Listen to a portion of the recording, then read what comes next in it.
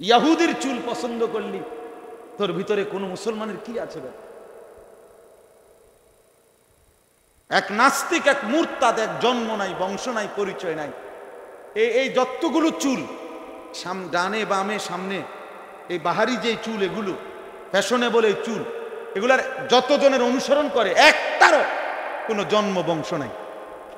আমি চ্যালেঞ্জ করলাম, একদম এখন চ্যালেঞ্জ করলাম, একটারও কোনো বংশের কোনো পরিচয়, ওদের জন্মের কোনো ঠিকানা নেই। তাহলে বেটা জারজ যদি কোনো মানুষ হয়, কোনো মানুষ যদি অবৈধ সন্তান হয়, তার আখলাক গ্রহণ করার দ্বারা, তার চাল চলন বেশভূষা গ্রহণ করার দ্বারা তুই নাফরমানের ভিতরে কি আসবে? জোনায়েদ বাগদাদির মেজাজ আসবে নাকি? বাইজিদ বোস্তামির মেজাজ আসবে? বুঝো না? বুঝো না?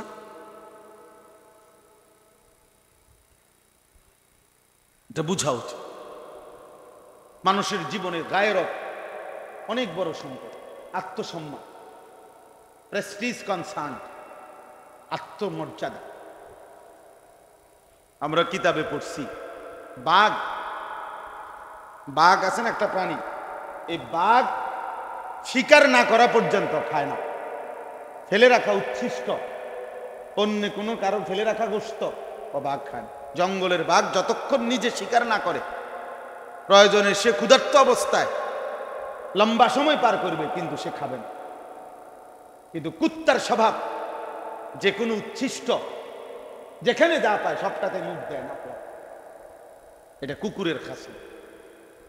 এই জন্য আল্লাহ তাআলা কোরআনে বলছে, মনের ইচ্ছা মতো যখন যা ভাল লাগে তাই যে করে, তার আখলাক, খোদার কসম কোরআনে আছে, ফামাসালুহু কামাসালিল কালব। কালব অর্থ কি? তার উদাহরণ কুকুরের মতো। ওই চরিত্র কুত্তার চরিত্র, যার নিজস্ব কোনো স্বাতন্ত্রতা নেই, নিজস্ব কোনো ব্যক্তিত্ব নেই, নিজস্ব কোনো উসওয়া, আদর্শ, মডেল যার কাছে নেই। যখন আমার যা ভাল লাগে তাই আমি করি, যে মাসে যেটা ভাল লাগে, যে ঈদে যেটা ভাল লাগে, যখন যারটা দেখে যেটা ভাল লাগে। গত মাসে এই কাটিং, এই মাসে আরেক কাটিং, গত মাসে চিপা ফ্যান্ড, এই মাসে মোটা ফ্যান্ড, পরের মাসে মারুয়াত প্যান্ট, এরপরের মাসে হাফ প্যান্ট, যখন যেটা ভাল লাগে। এই তো বেগায়রত মানুষ ভাইয়া, বুঝতে সে। প্রিয় ভাই, নিজেকে কমপক্ষে নিজেরে ছোট করো না, নিজের আত্মসম্মান, আত্মমর্যাদা, বাঘের মতো হও, কুকুরের মতো, সিংহের মতো হও, কুকুরের মতো। এই পৃথিবীতে মানুষ কোনোদিনও কাউকে কুকুরের সাথে উদাহরণ, দৃষ্টান্ত দেয় না, বাঘের সাথে দেয়। বাঘের বাচ্চা বলে না, সিংহের বাচ্চা, বুঝা গেছে। উদাহরণ দিতে গেলেও মানুষ এটা কি বলে, একটা বাঘের বাচ্চা। তো বাঘের বাচ্চা কারে মে করে যে না, বে করি না বেটারে নি করে, কাপুরুষকে বলে।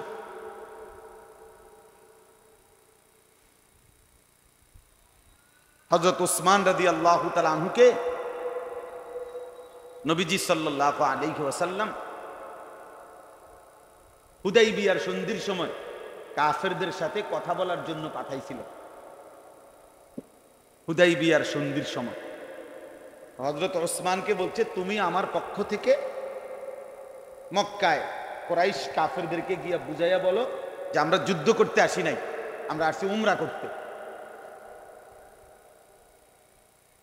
তো ৬ষ্ঠ হিজরিতে হযরত উসমান রাদিয়াল্লাহু তাআলা আনহু তখন কাফেরদের কাছে যখন কথা বলার জন্য নবীজির দূত প্রতিনিধি হিসাবে গেলেন, তখন ওই কাফের সর্দারদের মধ্যে উসমান রাদিয়াল্লাহু তাআলা আনহুর একজন চাচাতো ভাই ছিল, আত্মীয় আর কি ওনার।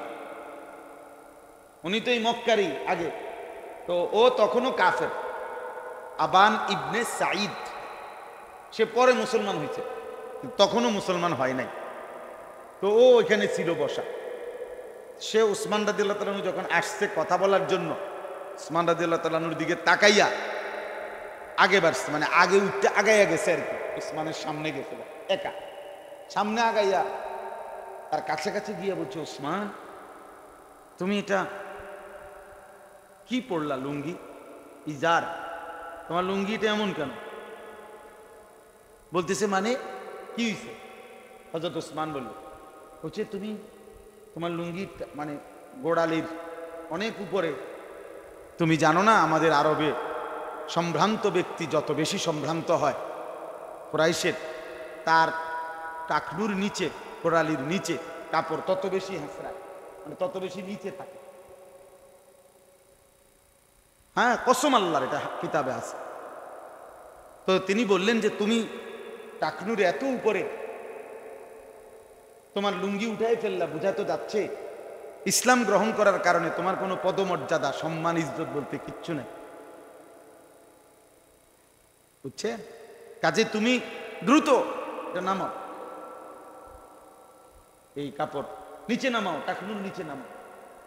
আমরা নিজে কিতাবে পড়ছি, হযরত ওসমান জোরে আওয়াজ করে বল, হযরত ওসমান এমনিতেই লজ্জাশীল মানুষ ছিলেন, কিন্তু সেদিন তিনি উচ্চ আওয়াজে বললেন, লা আল্লাহি হাদা ইজারু সাহিবু নবিয়িনা মুহাম্মদ সাল্লাল্লাহু আলাইহি, লা, যাবে এটা না, হবে না, আল্লাহর কসম এটা আমার সাথী, আমার বন্ধু, আমার রাসূলের পবিত্র লুঙ্গি মোবারক এমন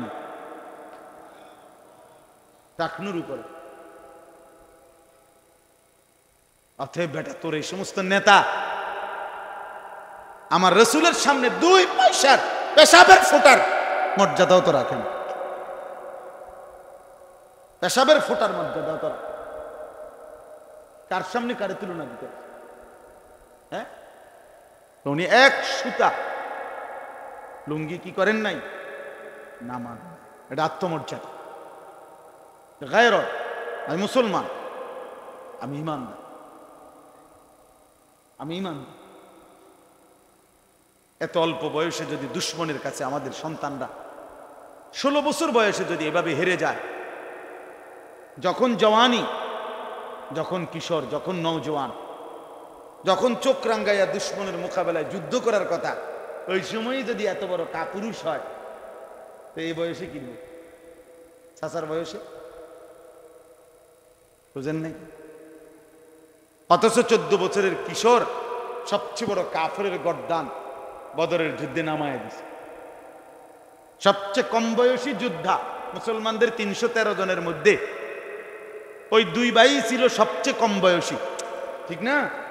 তো সবচেয়ে কম বয়সী যোদ্ধা, আর কাফেরদের আবু জাহেল ছিল সেনাপতি, সবচেয়ে বড় কাফের সর্দার, সিনিয়র। তো ও সিনিয়রের গর্দান সবচেয়ে কম বয়সী যোদ্ধা সোহেল, তরবারি দিয়া লাখ পাইতেছিল না, ছোট দুনু ভাই তরবারি দিয়া আবু জাহেলের গর্দান পর্যন্ত কূপ দিবে, যে তরবারি ওই পর্যন্ত ওঠে না, কিতাবে আছে। এখন কি করবে এরা? তো 2 ভাই বুদ্ধি করে আগে আবু জাহেলের যে ঘোড়াটা, ঘোড়ার 4টা পাও কোপায় কাটে গেছে, ঘোড়ার 4টা পায়ে যখন কোপ দিছে, এবার তো পড়ে গেছে। এরপরে উপর্যুপরি যতক্ষণ পারছে এতক্ষণ তলোয়ারের কোপ দিয়া যখন আবু জাহেল অবিহি রামাত, হাদিসে আছে, বুখারীর হাদিস, আবু জাহেলের যখন শ্বাস টানতেছে, মানে শেষ, এমনি দম টানে না, এই দমটা, এই সময় দৌড়াইয়া নবীজির কাছে বলছি, ইয়া রাসূলুল্লাহ শোয়াই লাইছে। বলছে কি শোয়াই লাইছ? আবু জাহেল শোয়াই লাইছে। নবীজি বলতেছে ইন্না লিল্লাহ, কয় কি? আরে কিও কয়, বলাইনি কি কয়, মান ইয়ানজুরু মা সানাআ আবু জাহাল, হাদিসের শব্দ নবীজি বললেন, আরে তোমাদের মধ্যে কে আছো, দেখো না আবু জাহেলের কি হয়েছে, ওরা কয় কি, দেখো, দেখে আসো। মানে নবীজি পর্যন্ত কি করতে পারতেছে না। আরে বলে কি, এটা কথা হইল নাকি? মান ইয়ানজুরু, কে দেখবে তোমাদের মধ্যে, দেখো, মা সানাআ আবু জাহাল, আবু জাহেলের কি হলো দেখে আসো। ফাকামা আব্দুল্লাহ ইবনে মাসউদ, আব্দুল্লাহ ইবনে মাসউদ রাদিয়াল্লাহু তাআলা আনহু, তিনি লাভ দিয়ে দাঁড়ায় বলছি, ইয়া রাসূলুল্লাহ আমি যাচ্ছি। কিতাবের মধ্যে আছে উনার একটা আলগা আগের একটা জিদ আছিল তার উপর। কারণ মক্কায় একদিন কাবা ঘরের সামনে এই আবু জেহেল আব্দুল্লাহ ইবনে মাসউদকে খুব মারছিল, এত ভীষণ মারছিল যে রক্তাক্ত হয়ে ওনার কানের ভিতর দিয়ে পর্যন্ত রক্ত বের হয়েছিল। এইভাবে মারছিল ওনার। উনি বেঁধে আইজগা বাতিজার ফুট যাই, আজকা যাই, তোমার আজকা যাই, বুঝলেন না? দৌড়াইয়া গেছে, গিয়ে দেখছে বদরের প্রান্তরে আবু জাহেল, ওই শব্দটা যে তার শেষ নিঃশ্বাস অবস্থা, মারা যায় নাই কিন্তু শেষ নিঃশ্বাস। হযরত আব্দুল্লাহ ইবনে মাসউদ তার গর্দান, এই গলার এখানে পাও দিয়া এমনি ধাক্কা দিয়া, পাও দিয়া চাপ দিয়া ধইরা একটা কথা বলছে, লাকাদ আখযাকাল্লাহ ইয়া আদুওয়াল্লাহ, আল্লাহর দুশমন, তোরে আল্লাহ আজকে দুইটা অবুঝ বাচ্চা দিয়ে বেইজ্জতি করলো। তো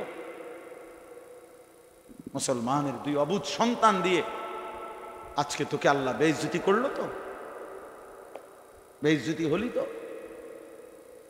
এরপরে কল্লা কাইটা, এরপরে কল্লা কাইটা, এটা এত বড় কল্লা, এটা আলগাইতারা না।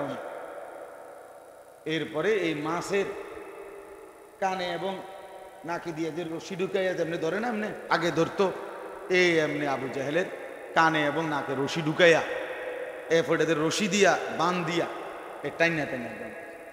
এই জন্য লিখছে কিতাবে যে ওই সেই শোধ, তুই যে আমার কানে দিয়ে পর্যন্ত রক্ত বাইর করছিলি, আজ আমি তোর কানে সুতা ঢুকাইলি।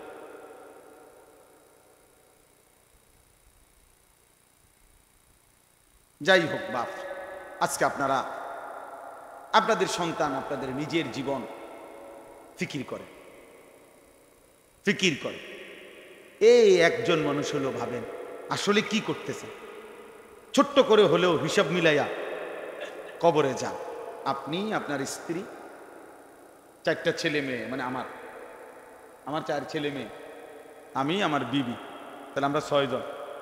আমার 6 জনের আমার হিসাব মিলানোর দরকার।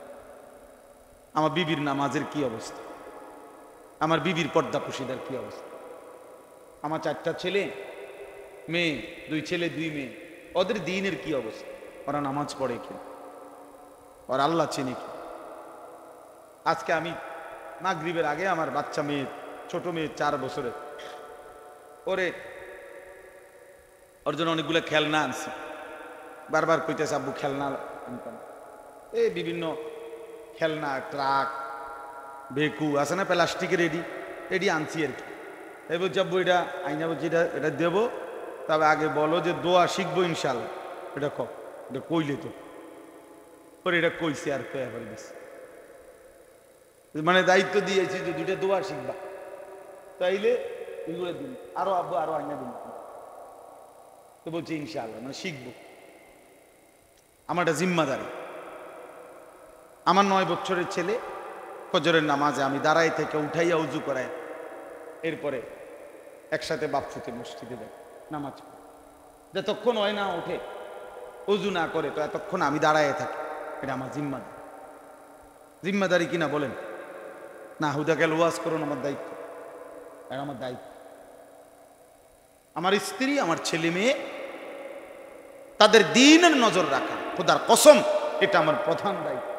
ঘর যদি নাও মিলে ওরা করতে পারে, সোফা যদি আমি করে দিয়ে যাইতে নাও পারি, ওরা পারে। আমার আব্বা আমাদের 5 ভাইয়ের জন্য ঘরও করে দেয় নাই, ফার্নিচারও কিচ্ছু কিনে দেয় না, কিচ্ছু না। আমার আব্বার মৃত্যুর পরে আমি কিছুই পাই না, ঘর দুয়ার, ফার্নিচার কিচ্ছু লাগে না। কিন্তু বরাবর 9 বছরের ব্যবধানে আব্বার ইন্তেকালের পরে ঠিক 9 বছরের ভিতরে আমরা 5 ভাই আলাদা জমিও কিনছি, বিল্ডিংও করছি, ঘর দুয়ার ফার্নিচার সব কিনা হয়েছে। আপনি চলেন একজন একজন করে আপনাদের দেখাবো, আমরা 5 ভাইয়ের ভাই। কথা বুঝছেন? মিলে গেছে, দুনিয়া মিলে যায়, বাপ ছাড়াও দুনিয়া হয়ে যায়। কিন্তু বাবা 5 ভাইকেই আলেমে দ্বীন বানাইছে। বাবা থাকতে এটা দেখে গেছে আমরা, আব্বা জীবিত থাকতেই আমাকে 5 জনের পড়ালেখা শেষ হয়েছে আলহামদুলিল্লাহ। এমনি বললাম আর বুঝার জন্য বুঝার, এটা আমার বাবার দায়িত্ব। ঘর করে না দিলেও চলবে, বিল্ডিং করে না দিলেও চলবে, ওগুলো হয়ে যায়। ও সোফা এক সেট বানানো এত কঠিন কিছু না, সোফা এক সেট 60-70 হাজার টাকা। এটার লেগে এত মিশা কথা কোন লাগে না, এত টাকা সুদ খাইতে হবে না, এত বাটফারি করার লাগে না। ডাইনিং টেবিল একখান বানানোর লেগা 6খান চেয়ার বানানোর লেগে আপনি মিথ্যুক বছরের পর বছর হারাম করে সুদ খায়, ঘুষ খায়, কিস্তি নেয়, আরে নাফরমান বিনিময় কি বানাইছ? হ্যাঁ, ঘরে কি বানাইছ দেখছি না আমরা। তুমি কি 200 তলা বিল্ডিং এর মধ্যে থাকো নাকি? এই দুনিয়ার সামান্য কদ্দুর ফার্নিচার, কাছের প্লেট, নুনের বাড়ি, চায়ের কাপ, বাথরুম টাইলস, এই কদ্দুর লোডা বদনার জন্য এত বড় অনন্তকালের আখিরাত ছেড়ে দিলা। কামটা করলা কি? কাল্লা বাল তুহিব্বুনাল আজিলা ওয়া তাদারুনাল আখিরা। রব্বুল আলামিন বললেন, বান্দা কি করলা? হায় বান্দা, তুমি বুঝি দুনিয়াকে ভালোবেসে ফেললা। কাল্লা বাল তুহিব্বুনাল আজিলা, নগদ দুনিয়া বুঝি ভালোবেসে ফেললা। ওয়া তাদারুনাল আখিরা, আখিরাতকে বুঝি ছেড়ে দিলা। আখিরাতকে বুঝি ছেড়ে দিলা। ইয়ালামুনা যাহিরাম মিনাল হায়াতিদ দুনিয়া ওয়া হুম আনিল আখিরাতি হুম গাফিলুন। আল্লাহ বলে, বান্দা শোনো না, তুমি তো দেখি খুব দুনিয়া বুঝলা, কিন্তু আখিরাতের ব্যাপারে গাফিল হয়ে রইলা। 70 বছর আগের দলিল বাইর করে লাইছে, 90 বছর আগের দলিল টালি দিয়া টাকা খাবাইয়া 90 বছরের আগের দলিলের লগে এমন ফেঁস লাগাই দিছে দিয়া সত্য মিথ্যা সিটারি বাটফারি করে 3 শতক জায়গা নিয়ে আনিছে। কামিয়াব, কামিয়াব বাটফার, কামিয়াব হয়ে গেছ। 3 শতক জমি তোরে বেহেস্তে দিব। হ্যাঁ, আমরা বেড়া দেখছত নি? বেড়া কেমনে জমি উদ্ধার করন লাগে? তুই পাইতি না? তোর মতে এরম হেসা কথা কইলে হ্যাঁ ইতা নইতো না, বুদ্ধি লাগে। হ্যাঁ বুদ্ধি, এটা বলে বুদ্ধি। বাটফার, বাটফারই না লাগে, এটা না বলবো, এটা বুদ্ধি লাগে কি? আরাম খোর, সে বুদ্ধি লাগে। তোমার মতো এমন সত্য কথা কইলে ব্যবসা করতে পারতাম, সালাকি লাগে। 3টে কমলা ফসা দিয়া 12টা ডজন ডজন বেচে লাইবা, যদি না বেচতে আরো তোমারে দিয়ে ব্যবসা হইতো না। তোমারে দিয়ে হইতো না। ব্যবসা তোমার লেগে আইছে না, ব্যবসা আইছে সিটারের লেগে, ব্যবসা আইছে বাটফারের লেগে। দুনিয়া বুঝবি। আহ, বাপ পুত্রে দুনিয়া বুঝায়, বাপ নাতিরে দুনিয়া বুঝায়, মিথ্যার সবক দিচ্ছে, হারামের উৎসাহিত করছে, নাফরমানির জন্য কি করছে?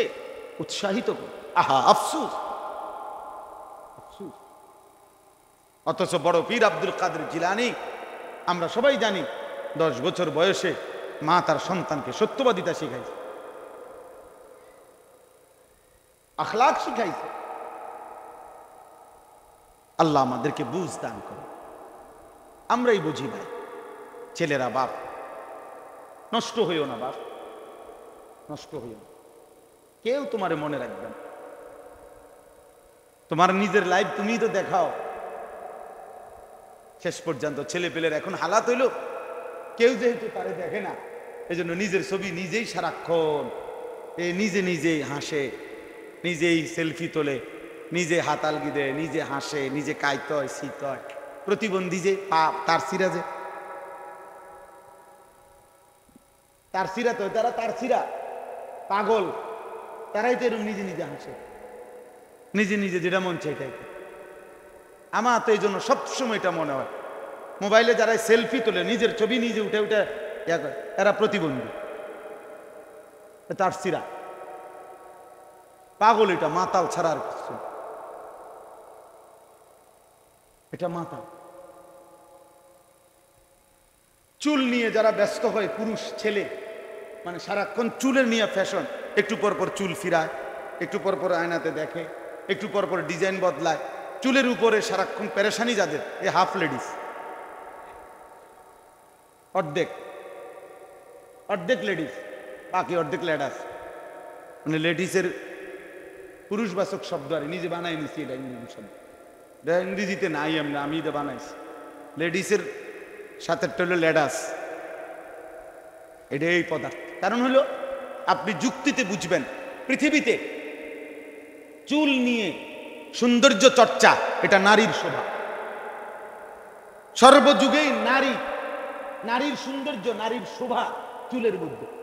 নারী এই জন্য চুলের উপরে, পৃথিবীতে যত নারীর চুলের উপরে তেল আছে, পুরুষের এত তেল আছে? নারীর চুল আশ্রাইবার জন্য যত আইটেমের চিরুনি আছে, পুরুষের জন্য এত চিরুনি আছে। বোঝা গেল চুল নিয়ে খুব সৌন্দর্য চর্চা করা, ব্যস্ত থাকা, এটা কার শোভা? নারীর শোভা। তো তোরে যেহেতু দুশ্মনে চুলের উপরে ব্যস্ত করে দিলে, তোরে হাফ লেডিস বানাবে, আর কিছুদিন চেষ্টা করলে ফুল লেডিস হয়ে যাবে, অথবা কমপক্ষে ট্রান্সজেন্ডার হওয়া যাবে। এটারও তো প্রচারণা চলতেছে, ঠিক না? হ্যাঁ, ট্রান্সজেন্ডার মানে ঘুমাইছিল জায়গা, ওইটা বলতেছে এখন আমার মনে হইতেছে আমি তো ছিলাম 15 বছর ছেলে, এখন আমার কাছে কেন জানি মনে হচ্ছে আমি মেয়ে। আর ওই ইউরোপের বেঈমানরা ওরা বলে দিছে, হ্যাঁ যদি তোমার মনে হয় তুমি মেয়ে, তাহলে তুমি মেয়ে। কত বড় নৃশংস, অসভ্য, নিকৃষ্ট। এই বাংলাদেশে যে জাতিসংঘের মানবাধিকার কমিশনের নামে যে অফিস আনতে চাচ্ছে, এখানে যেই কর্মকর্তাকে আনতে চাচ্ছে, সে এরকম একজন পুরুষ যে যারা পৃথিবীতে সমকামিতা প্রচার করে, পুরুষে পুরুষে, নারী নারী স্বাভাবিক সম্পর্ক করবে, বৈবাহিক সম্পর্কের মতো। নাউযুবিল্লাহ। সে এমন একজন, পরেই বাংলাদেশে আনতে চাচ্ছে বারবার। ওলামায়ে বিবেকবান মানুষ প্রতিনিয়ত এর প্রতিবাদ করছে। এই জন্য বাপ, আমার কথা এটা, আমি এতগুলো কথা বললাম, কি কথার উপর?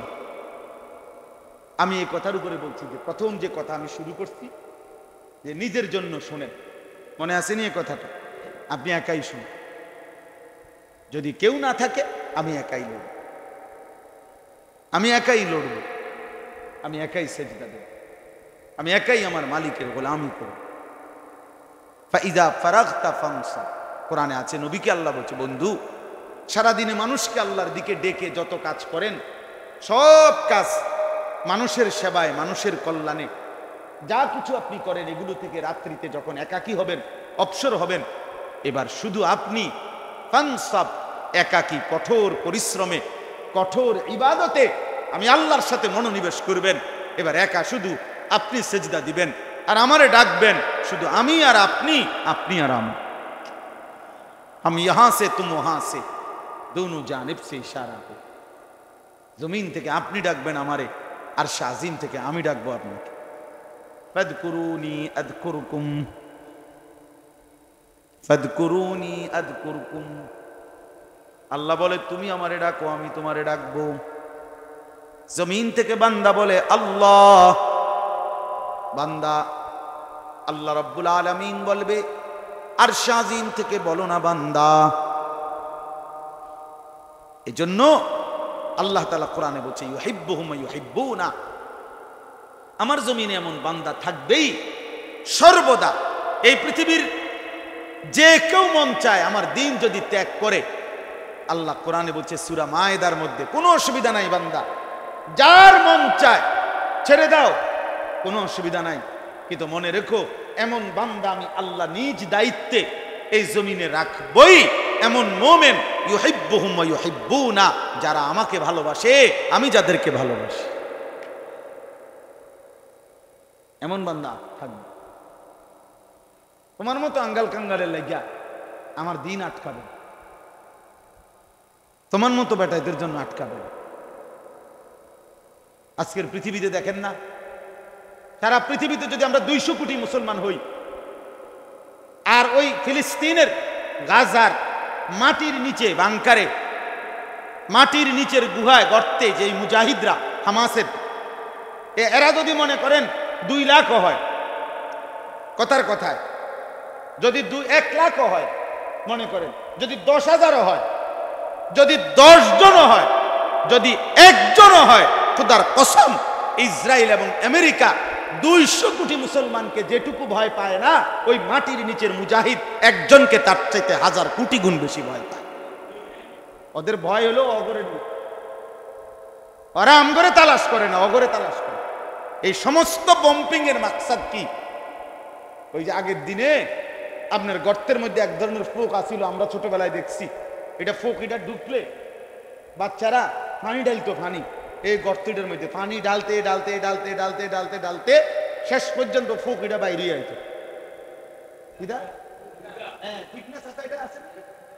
আমরা ছোটবেলায় ক্ষেতের মধ্যে বিভিন্নখানে এ পানি অনবরত কোলা পানি, যতক্ষণ এটা বাইরে না আসে এটার পানি ঢালতে হয় না। তুই বাইরে না, তোর বাপ বাইরে ওট বাইর।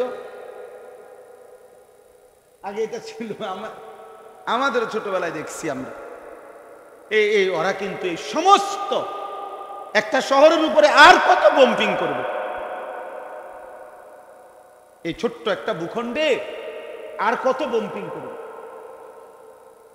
সমান করে ফেলছে সমস্ত বাড়ি ঘর, জায়গাটা মরুভূমি বানায় ফেলছে। কিন্তু এরপরও বোমা বর্ষণ থামে না, কারণ মূল মাকসাদ হলো বিল্ডিং এগুলা ভাঙ্গা না। মূল মাকসাদ ওই মাটির নিচের মুজাহিদদেরকে কি করা। হ্যাঁ, এজন্য প্রিয় ভাই, মুমিন একজনই সত্যিকার অর্থে যে আল্লাহকে ভালোবাসে, আল্লাহও যাকে ভালোবাসে, এমন বান্দা, এমন মুমিন পৃথিবীতে ছিল, আছে, থাকবেই। বদরের সেই মুজাহিদ যদি থাকে, বদরের যুদ্ধে যদি সেই আল্লাহর জন্য জান দেওয়ার চেতনাওয়ালা ইমানদার থাকে, তো আজকের এই দিনে, এই ঘন্টা তো আছে, আগামী দিনেও থাকবে। দেখার বিষয় হলো তুমি কিংবা আমি আল্লাহর জন্য আল্লাহর দ্বীনের জন্য কাজে লাগলাম কিনা। এটা আমার সফলতা, তুমি লাগলে তোমার সফলতা, যে লাগেন তার সফলতা, তার সফল। আপনি ছেড়ে দেন, কোনো অসুবিধা। 1450 বছর ভিতরে পৃথিবীতে কোনো দেশে ইসলাম আজ পর্যন্ত অপরিচিত হয় নাই। হইছে মানে বুঝেন নাই কথাটা। পৃথিবীতে আল্লাহর এই জমিনে আজ পর্যন্ত 1000 কোটি জুলুম নির্যাতনের পরেও পৃথিবীর কোনো দেশে, কোনো অঞ্চলে ইসলাম চিনে না, ইসলাম জানে না, ইসলাম এই শব্দটি শুনে নাই, পৃথিবীতে এমন জনগোষ্ঠী নাই। অথচ কাফের বেশি। 800 কোটি যদি মানুষ হয় তো 600 কোটি কাফের, 200 কোটি না মুসলমান। ধরে নিলাম কম বেশ তো হবে, কিন্তু কথার কথায় তাহলে 600 কোটি কাফের দিবা নিশি ষড়যন্ত্র করতেছে। আবার এই 200 কোটি মুসলমানের মধ্যেও তো মুনাফিক আছে, 200 কোটি মুসলমানের মধ্যে তো নাস্তিক আছে, 200 কোটি মুসলমানের মধ্যে মুরতাদ আছে, 200 কোটি মুসলমানের মধ্যে ইয়াহুদিদের কাছে সব বিক্রি করে দিচ্ছে নিজের ইমান, এমন আছে না নাফরমান। এরাও তো, এই ঘরের শত্রুগুলাও তো ষড়যন্ত্র করছে। কিন্তু কি হয়েছে এতে? এতে কোথায়, পৃথিবীর কোন জায়গায় ইসলাম হারিয়ে গেছে বলেন?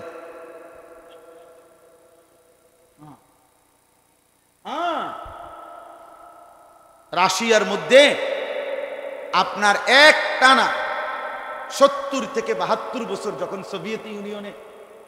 সোভিয়েত ইউনিয়ন ছিল আগে রাশিয়া, এখন না কয় রাশিয়া, আগে 14টা বা 16টা ছোট্ট ছোট্ট রাষ্ট্র মিলে সোভিয়েত ইউনিয়ন ছিল। এখন যেরকম কয় যুক্তরাষ্ট্র, যুক্তরাজ্য, যেমন আমেরিকা এবং ইংল্যান্ডের সাথে আরো সংযুক্ত কি আছে, ছোট ছোট দেশ আছে।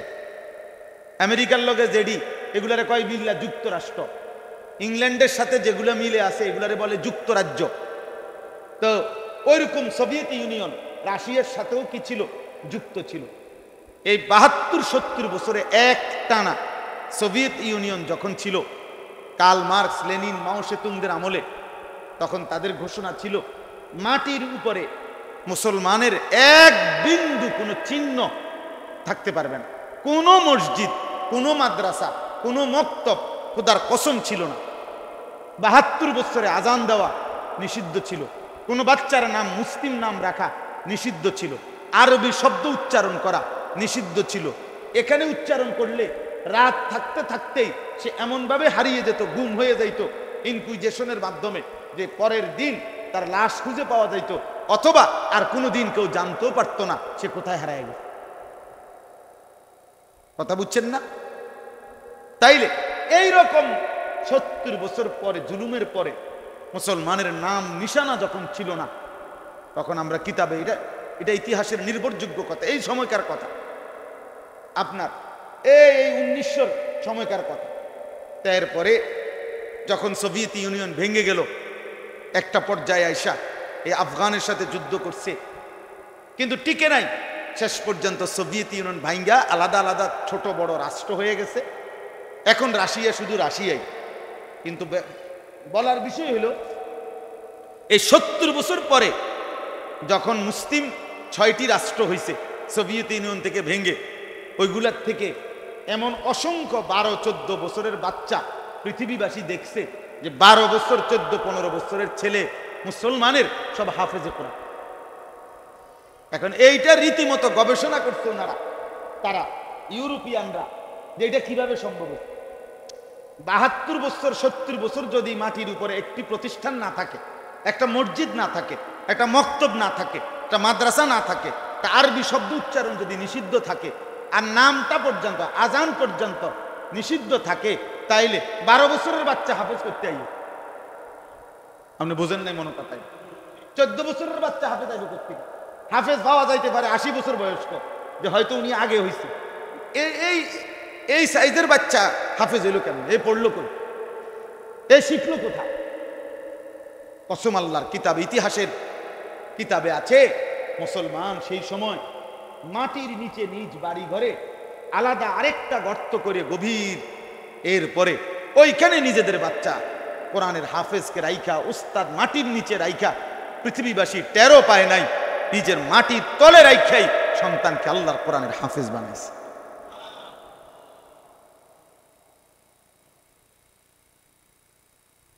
জন্য দোস্ত, ঘাবড়াবার কোনো সুযোগ নাই, হতাশ হওয়ার কিছু নাই। ইসলাম হেরে যাবে, মুসলমান হেরে যাবে না, হারবে না। আমেরিকা হেরে যাবে ইনশাআল্লাহ, ইসরায়েল হেরে যাবে ইনশাআল্লাহ। একদিন ভোরে শুনবেন, একদিন সকালের সূর্য উঠবে, শুনবেন ফিলিস্তিনের পতাকা উঠছে, গাজায় মুসলমানের পতাকা উঠছে ইনশাআল্লাহ। বিজয় মুসলমানেরই হবে। অতএব আল্লাহকে ছাড়বেন না, আল্লাহকে ছাইরেন না, হালাল হারাম মেনে চল। পৃথিবীতে আপনি কিছু না পান, কিন্তু মৃত্যু তো নিশ্চিত, আখেরাত তো নিশ্চিত। আখেরাতে তো জবাবদিহি করতে হবে। এই পৃথিবীতে ভবিষ্যতে কি হবে না হবে, আমি যদি সেটা নাও ভাবি, আখেরাত বুঝেন নাই কথা। আখেরাত আল্লাহ আমাদেরকে বুঝার তৌফিক দান করেন। এবার আমি শেষ, আমার যে কথাটা, আমি যে আয়াতটা পড়ছি, এবার এই আয়াতটার অর্থ শুনাই, তাইলে আমার কথা শেষ। আমি কি বললাম? বললাম একটা একটা ছেলেকে বলছি, বাবাদেরকে বলছি, আমাকেও বলছি, যে কমপক্ষে প্রয়োজনে এই পৃথিবীর ডানে বামে আমার সাথে কেউ যদি আল্লাহর কথা না শুনে, আমি একাই শুনি। ঠিক আছে না? ইনশাআল্লাহ আমি একাই আমার আল্লাহ, আমার আল্লাহর হুকুম আমি নাফরমানি করব না, এরকম সিদ্ধান্ত হইতে হবে। কোনোভাবেই মুসলমান এ কথা বলতে পারবে না যে 10-এর যেই গতি, যা সমাজ চলছে অনেক এরকম, আমি আর আলগা কিরম না, এ কথা বললে হবে না। সমাজ যেমনি ইচ্ছে এমনি চল, মানুষ ল্যাংটা হইয়া হাঁটুক, মুসলমানের নারী ল্যাংটা হইয়া হাঁটুক, আমার বিবি বেপরদা হবে, আমার মেয়ে বেপরদা হবে না, এটা আমার সিদ্ধান্ত থাকতে হবে। আমি জান দেব প্রয়োজনে, কিন্তু আমি কি আমার বিবি বেপরদা হইতে পারবো না। আমি আর কাউকে না পারলাম, আমার বিবিকে আমি নিয়ন্ত্রণে রাখলাম, আমার ছেলেটাকে, আমার মেয়েটাকে আমি নিয়ন্ত্রণে। এবার যদি দেখি যে তাগরও পারলাম না, তো ঠিক আছে, তারারও ছেড়ে দিলাম, আমি নিজে তো কমপক্ষে আল্লাহর দ্বীনের উপরে থাকি। নূহ আলাইহিস সালাম 1000 চেষ্টা করার পরেও শেষ পর্যন্ত ছেলেটাকে ছেড়ে দিতে হয়েছে না? কথা বলে না? ওই যে কেনানকে ছেড়ে দিতে হয়েছে কিনা? রাসূলুল্লাহ সাল্লাল্লাহু আলাইহি সাল্লাম হাজার লক্ষ চেষ্টা করেও শেষ পর্যন্ত চাচা আবু তালেবকে ছেড়ে দিতে হয়েছে কিনা? তো ইব্রাহিম আলাইহিস সালাম ছোট্টবেলা থেকে তাফসীরের মধ্যে আছে একেবারে 12 বছর বয়স থেকেই ইব্রাহিম আলাইহিস সালাম উনার মা বাবা উনার কওমকে মূর্তি পূজার বিরুদ্ধে, মূর্তির বিরুদ্ধে বলতেছিলেন অনবরত। আমরা তাফসীরের মধ্যে পড়ছি ইব্রাহিম আলাইহিস সালামের আব্বা ছোট ছোট মূর্তি, মানে মূর্তি বেচতেন বাজারে, বড় মূর্তি, ছোট মূর্তি, খেলনা মূর্তি, এগুলো বিক্রি করতেন। তো একদিনে ছোট ছোট সাইজের কিছু মূর্তি একটা টুকরির মধ্যে কইরা ইব্রাহিম আলাইহিস সালামের কান্দে দিয়ে দিছে, মাথা দাঁড়ি তুই বাজারে নিয়ে বউ, আমি আইতেছি বড় নিয়ে। হ্যাঁ হ্যাঁ, আমি নিজে তাফসীরে পড়ছি। পরে ইব্রাহিম আলাইহিস সালাম একটু সামনে গিয়া মাথার থেকে এগুলা নামাইছে, নামাইয়া বসছে, বসে মূর্তিটারে হাতে নিয়া নিজে নিজেই বলতেছে, তোমরা তো আমাদের আব্বা বলছে তোমরা নাকি আমাকে দেবতা, আমাকে তো তুমি, তোমার কাজ কি, তুমি কি করো, কই থেকে আসলা, এই মূর্তিটারে জিগাইতেছে। এবার অনেকক্ষণ জিজ্ঞাসা করা এই তো বে তো মাতেও না মতেও না, ঠিক না? তো ইব্রাহিম আলাইহিস সালাম বলতেছে যে ইন্নালিল্লাহ, তুমি যদি আমার সাথেই কথা উত্তর না দাও, কাস্টমার জিগাইলে তাই তো কিচ্ছুই কইতে পারতাম, মানে কাস্টমারও তো হয়তো জিগাইব কিছু, তোর তোর কথাই কইতে পারে না, পুরা টুকরি সহ ওরা সহ পানি ফালাইয়া বাইতে বসছে। মা রে এসে বলছে, মা এগুলা কথা কয় না, ঢালাই দিয়ে বসছে। কোরআন শরীফে আছে, কোরআনুল কারীমেও আছে, ইয়া আবাতি লিমা তা'বুদু মা লা ইয়াসমাউ ওয়া লা ইউবসিরু ওয়া লা ইউগনি আনকা শাইআ। ইব্রাহিম আলাইহিস সালাম বললেন, আব্বা এ কেমন মূর্তির পূজা করেন, মা লা ইয়াসমাউ, যে কিছুই শোনে না। এত কথা জিজ্ঞেস করলাম, কিছুই তো শুনলো না, ওয়ালা ইউবসিরু, কিছুই দেখে না, ওয়ালা ইউগনি আনকা শাইআ, এক বিন্দু কোনো উপকারও তো করতে পারে না। এ কেমন মূর্তির পূজা করলেন বাপ? قال أراغب أنت عن آلهتي يا إبراهيم। ইব্রাহিম আলাইহিস সালামের আব্বা আজর বললেন, বাবা তুমি বুঝি আমার মূর্তির বিরোধিতা করছো? ছেলেকে বললেন, ছেলে স্পষ্ট শুনে নাও, লা ইল্লাম তানতাহি, যদি তুমি আমার মূর্তির বিরোধিতা ছেড়ে না দাও, লা আরজুমান্নাকা, আমি তোমাকে পাথর মেরে মেরে ফেলবো, ওয়াহজুরনি মালিয়া, এবং ত্যায্য পুত্র করে বাড়ি ছাড়া করব। কোরআনুল কারীমের মধ্যে আছে, ইব্রাহিম আলাইহিস সালাম বলছে, ঠিক আছে আব্বা, সালামুন আলাইকা, আমি আপনার জন্য কল্যাণ কামনা করছি, তবে শুনে নেন, আতাজিলুকুম ওয়া মা তাদউনা মিন দুনিল্লাহ, আমি আপনাকেও ছেড়ে দিলাম, আপনি যে মূর্তির পূজা করেন এগুলোরও ছেড়ে দিলাম, ওয়া আদউ রাব্বি, আমি আমার রব আল্লাহকে একাই ডাক দিলাম। अगरचे बुत हैं जमाअत की आस्तीनों में, मुझे है हुक्म खुदा ला इलाहा इल्ला। हाँ, লা ইলাহা ইল্লাল্লাহ বলছে আর কি অর্থ হইল, যদি প্রত্যেকের হাতে হাতেও মূর্তি থাকে, যদি প্রত্যেকের বগলে বগলেও মূর্তি থাকে, আমাকে যদি মূর্তির স্তূপেও দাঁড় করিয়ে দেয়, আমি সেই মূর্তির স্তূপে দাঁড়িয়েও বলবো লা ইলাহা ইল্লাল্লাহ। প্রিয় ভাই, বদলাও নিজের, দুশ্মনের অনুসরণ করো না। এই চুল, চেহারা, এই লেবাস, পোশাক, শরীর, স্বাস্থ্য আল্লাহর দেওয়া, লেবাসও আল্লাহর দেওয়া, এই পোশাক আল্লাহর দেওয়া। কোরআন শরীফ আছে, ইয়া বনি আদম قد انزلنا عليكم لباسا, আল্লাহ বলছে, হে বনি আদম, আমি আল্লাহ তোমাদের উপরে পোশাক নাজিল করেছি। এর প্রতিটা সুতা আল্লাহর দেওয়া। আল্লাহর দেওয়া না? কথা বলেন না কেন? এই কাপড়গুলো যেখান থেকে উৎপন্ন হয়, যেভাবে, এর মূল উপাদান আল্লাহর দেওয়া কিনা? তো তাইলে ওয়ানজালনাল হাদিদ, এই পৃথিবীর সমস্ত পার্টস, যন্ত্রপাতি, মেশিনারি, আধুনিকতার যত সরঞ্জামাদি, সবকিছুর মূল একটা উপাদান লোহা। আল্লাহ বলেন সেই লোহা আমি নাজিল করি। ওয়ানজালনাল হাদিদ, আমি নাজিল করছি লোহা। অতএব সমস্ত কিছু ভাব আল্লাহর দেওয়া। কেন আল্লাহকে নাফরমানি করে? তো সর্বশেষ কথা শুনেন, এই আয়াতটা 26 নম্বর পারা 49 নম্বর সূরা, সূরা হুজরাতের 13 নম্বর আয়াত। এই আয়াতটা একটা ছোট্ট কথা শুরু।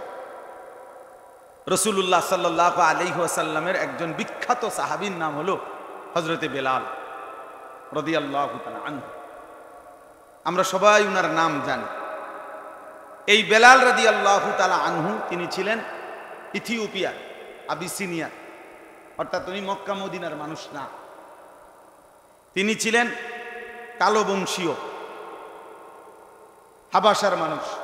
এখনকার মানচিত্রে যেটারে বলে ইথিওপিয়া, আগে বলতো হাবাসা, হাবশা, আবিসিনিয়া, এরকম বলত। উনি ওই অঞ্চলের মানুষ, আফ্রিকা অঞ্চলের মানুষ। এই বেলালের ইথিওপিয়ার মুসলমান আমি হজ উমরায় দেখছি, কথা বলছি, মুসাফা করছি। কালো একদম, হাসি দিলে দাঁত এগুলা দেখলে এত সুন্দর, এত চমৎকার, মনে হয় যেন কালো মানুষের মাঝখান দিয়ে একটা মুক্তা বাইরছে, এমন সুন্দর লাগে ইথিওপিয়া। তো এই বেলাল রাদিয়াল্লাহু তাআলা আনহু, হযরত আবু বকর সিদ্দিক রাদিয়াল্লাহু তাআলা আনহু উনাকে গোলামি থেকে কিনে আজাদ করে দিয়েছিলেন ইসলামের প্রথম দিকে। অনেক ঘটনা আপনারা জানেন, বেলালের উপরে যে জুলুম নির্যাতন হয়েছিল না, বুকে পাথর চাপা দিয়ে রাখছিল উমাইয়া ইবনে খালফ, মক্কার কুরাইশ কাফেরদের সর্দার অন্যতম একজন। তো এই বেলাল রাদিয়াল্লাহু তাআলা আনহু ছিলেন রাসূলুল্লাহ সাল্লাল্লাহু আলাইহি ওয়াসাল্লামের একান্ত আস্থাভাজন একজন সাহাবী, প্রিয় সাহাবী। নবীজির অর্থ বিভাগের মূল জিম্মাদার ছিল এই বেলাল। রাসূলুল্লাহ সাল্লাল্লাহু আলাইহি ওয়াসাল্লামের ইসলামী খেলাফতের মূল অর্থ যা বরাদ্দ হইতো, যেখানে যা দেওয়ার নবীজি বরাদ্দ দিতেন, এগুলো বন্টন করার পুরা দায়িত্বটা ছিল এই বেলাল। হযরতে বেলাল বন্টন করতেন আর ইসলামী রাষ্ট্রের যত খাদ্য ভাণ্ডার এবং অর্থ ভাণ্ডার। একদিন বন্টন করতে করতে সব দিয়ে ফেলছে, নবীজির জন্য, নিজের জন্য কিছুই রাখে নাই। তো হযরত বেলাল বললেন, ইয়া রাসূলুল্লাহ, নিজের জন্য কি কিছুই রাখবেন না? আল্লাহর নবী সাল্লাল্লাহু আলাইহি সাল্লাম বললেন, আনফিক ইয়া বেলাল, হে বেলাল, খরচ করতে থাকো। ওয়ালা তাখশা মিন জিল আরশে ইকলাল, আরশের ওই মালিক থেকে কমে যাওয়ার ভয় করো না। বেলাল, বেলাল বহুত মজাদার নাম, বেলাল, বেলালে, এই শব্দের মধ্যেই অনেক মজা আছে, এই নামের মধ্যেই অনেক কোরবানি, অনেক ইতিহাস, অনেক ত্যাগ, অনেক রক্ত মাখা। তো হযরতে বেলাল, রাসূলুল্লাহ সাল্লাল্লাহু আলাইহি ওয়াসাল্লাম যখন মদিনায় হিজরত করে গেছেন, হিজরত করে যাওয়ার পরে যখন সাহাবায়ে কেরামের সাথে পরামর্শে বসছেন যে মানুষদেরকে নামাজের জন্য ডাকার কিভাবে হইতে পারে পদ্ধতি, বিভিন্ন সাহাবী বিভিন্ন পরামর্শ দিচ্ছেন, মানে আমি খুব সংক্ষেপে বলতেছি। তো ওই দিনের জন্য নবীজি পরামর্শ মুলতবি করে বলছে, আচ্ছা ঠিক আছে, অনেক মশওয়ারা আসছে, পরে ফয়সালা হবে, এখন যাও সবাই। রাত্রিবেলা সবাই যার যার ঘরে গেছে। একজন সাহাবী আব্দুল্লাহ ইবনে যায়েদ ইবনে আব্দে রব্বিহি রাদিয়াল্লাহু তাআলা আনহু রাত্রিবেলা স্বপ্নে দেখছে দুইজন ফেরেশতা উনাকে আজানের এই বাক্যগুলো শিখাইয়া দিছে, যে এগুলো দিয়ে তুমি মানুষকে ডাকো। সকালবেলা ফজরের ওয়াক্তে আল্লাহ নবী সাল্লাল্লাহু আলাইহি সাল্লামের কাছে এই সাহাবী আব্দুল্লাহ ইবনে যায়েদ ইবনে আব্দে রাব্বিহি নবীজির কাছে শুনাইছেন, ইয়া রাসূলুল্লাহ, আমি এমনি এমনি এই বাক্যগুলো স্বপ্নের মাধ্যমে পেয়েছি, আমাকে দুইজন ফেরেশতা শিখাইছেন মানুষকে ডাকার জন্য। আল্লাহ নবী বললেন সাদাকা। সাহাবীদের সামনে বলেন সে সঠিক বলেছে, এটাই মানুষকে নামাজের জন্য ডাকার আল্লাহর পক্ষ থেকে নির্ধারণ করা বাক্য, আজান। তখন নবীজি বললেন, বেলাল কুম, তুমি দাঁড়াও। আর ওই উনারে বললেন, তুমি এই বাক্যগুলো ওরে শিখাও বেলালকে। আর বেলালকে বলছে তুমি আজান দাও। এই সেদিন থেকে ইসলামের প্রথম আজান হযরতে বেলাল দিয়েছেন। সুবহানাল্লাহ। প্রথম পৃথিবীবাসী আজান শুনছে কার জবানে? হযরতে বেলাল। তো বেলাল রাদিয়াল্লাহু তাআলা আজান দেওয়া এই যে শুরু করলেন, পরবর্তীতে রাসূলুল্লাহ সাল্লাল্লাহু আলাইহি সাল্লামের ইন্তেকাল পর্যন্ত তিনিই ছিলেন নবীজির মূল মুয়াজ্জিন, উনিই ছিলেন প্রধান মুয়াজ্জিন, আজান দিতেন। আরো সাহাবী ছিল দুই একজন সাথে। হযরত আব্দুল্লাহ ইবনে উম্মে মাকতুম উনিও আজান দিতেন, হযরত আবু মাহজুরা তিনিও আজান দিতেন, কিন্তু মূল মুয়াজ্জিন ছিল কে? বেলাল। তো এই বেলাল মক্কা বিজয়ের সময় রাসূলুল্লাহ সাল্লাল্লাহু আলাইহি ওয়াসাল্লাম মদিনা থেকে 10,000 সাহাবী নিয়ে মক্কা বিজয় করছেন। মক্কায় আয়েশা অনেক বড় ঘটনা। আল্লাহ তাআলা যখন মক্কা বিজয় দান করলেন, নবীজি আয়েশা কাবা ঘরের সামনে আয়েশা দাঁড়াইছে। কথা বুঝছেন তো? আয়েশা আল্লাহর নবী সমস্ত 360টা মূর্তি ওনার হাতের লাঠি দিয়ে একটা একটা করে আঘাত করছে, ভাঙ্গা ভাঙ্গা পড়ছে, এগুলা সব সরানো হয়েছে। তো আল্লাহর ঘর কাবা এবং তার আশপাশ শিরিক থেকে, কুফর থেকে কি হলো? মুক্ত হয়েছে, পবিত্র হয়েছে। এখন যেই নামাজের ওয়াক্ত হয়েছে, আল্লাহর নবী সাল্লাল্লাহু আলাইহি সাল্লাম বেলালকে বললেন, বেলাল কাবার ছাদে ওঠো, আল্লাহর ঘরের ছাদে উঠে দাও আজান দাও। তো হযরতে বেলাল কাবার ছাদে দাঁড়াইয়া আজান দেওয়া শুরু করছে। তো মক্কার কুরাইশ কাফেররা তারা একটু দূরের থেকে এই দৃশ্য দেখতেছিল যে কি করে মুহাম্মদ। তো তারা তো দেখছে মূর্তিগুলা ভাঙছে, এডিতে সাফ করছে। এখন কাবার ছাদে উঠাইছে কারে? বেলাল। এই সেই বেলাল যে ইতিপূর্বে মক্কায় ছিল গোলাম, এ তো কৃতদাস, এ তো এই বেলাল যাকে তারা অকথ্য নির্যাতন করছে। আজকে সেই বেলাল কই উঠে গেছে? কাবার ছাদে। গোলাম আছে, কতটা উঁচা মর্যাদায় আসীন হয়ে গেছে। তখন এই কুরাইশরা দূরের থেকে দাঁড়াইয়া, কাফেররা নিজেদের কপালের মধ্যে হাত দিয়া আফসুস করতেছিল আর বলতেছিল, হায় মুহাম্মদ, কাবা দখল করে তুমি কাবার এত বড় বেইজ্জতি করলা, এক গোলামকে কাবার ছাদে উঠাই দিলা। এটা তো কাবার বেইজ্জতি, কাবার অপমান, সেটা একটা গোলাম। কথা বুঝছেন? আর তারা বলতে লাগছে, নিজেদের বাপ দাদার নাম উল্লেখ করছে, নিজে নিজে দাদার নাম বাপের নাম বলে, যে দাদা আপনি কবরে গিয়া শান্তিতেই আছেন, এত বড় বেইজ্জতি দেখতে এলো না। বুঝেন নাই কথাটা? আমরা যেই বেইজ্জতি দেখলাম, আপনি দেখতে হলো না বাপ, আপনি মইরা শান্তিতে আছেন, এত বড় অপমান যদি আপনি দেখতেন দুপুর 2টার পরে দৌড়টা, বুঝেন নাই? গত বছরের দৌড়টা যদি দেখতো আব্বায়, কি কষ্টটা পাইল। আব্বার জিয়ে না দৌড়টা দিছে, কিন্তু আব্বাই তো দেখছেন, বুঝলেন? আব্বাই যদি দেখতো কি দৌড়টা দিল। তো এরা এদের বাপ দাদার নাম বলে এরকম আফসুস করতে লাগছে। তখন তারা বংশকে, গোত্রকে বড় মনে করছে যে আমরা কুরাইশ আর সে একটা গোলাম। তখন একজন মুয়াজ্জিন বেলালকে অপমান করে কথা বলার কারণে সরাসরি মহান আল্লাহ রব্বুল আলামিন হযরত বেলালের প্রশংসায় আল্লাহ তাআলা তৎক্ষণাৎ জিব্রাইলের মাধ্যমে কোরআনের একটা আয়াত নাজিল করছে, সেই আয়াতটাই এই আয়াত। এই জবাবটা দিছেন আল্লাহ নিজে। বুঝছেন এটা কেন বলছি? এই আপনার ওই মসজিদের নামের কারণে।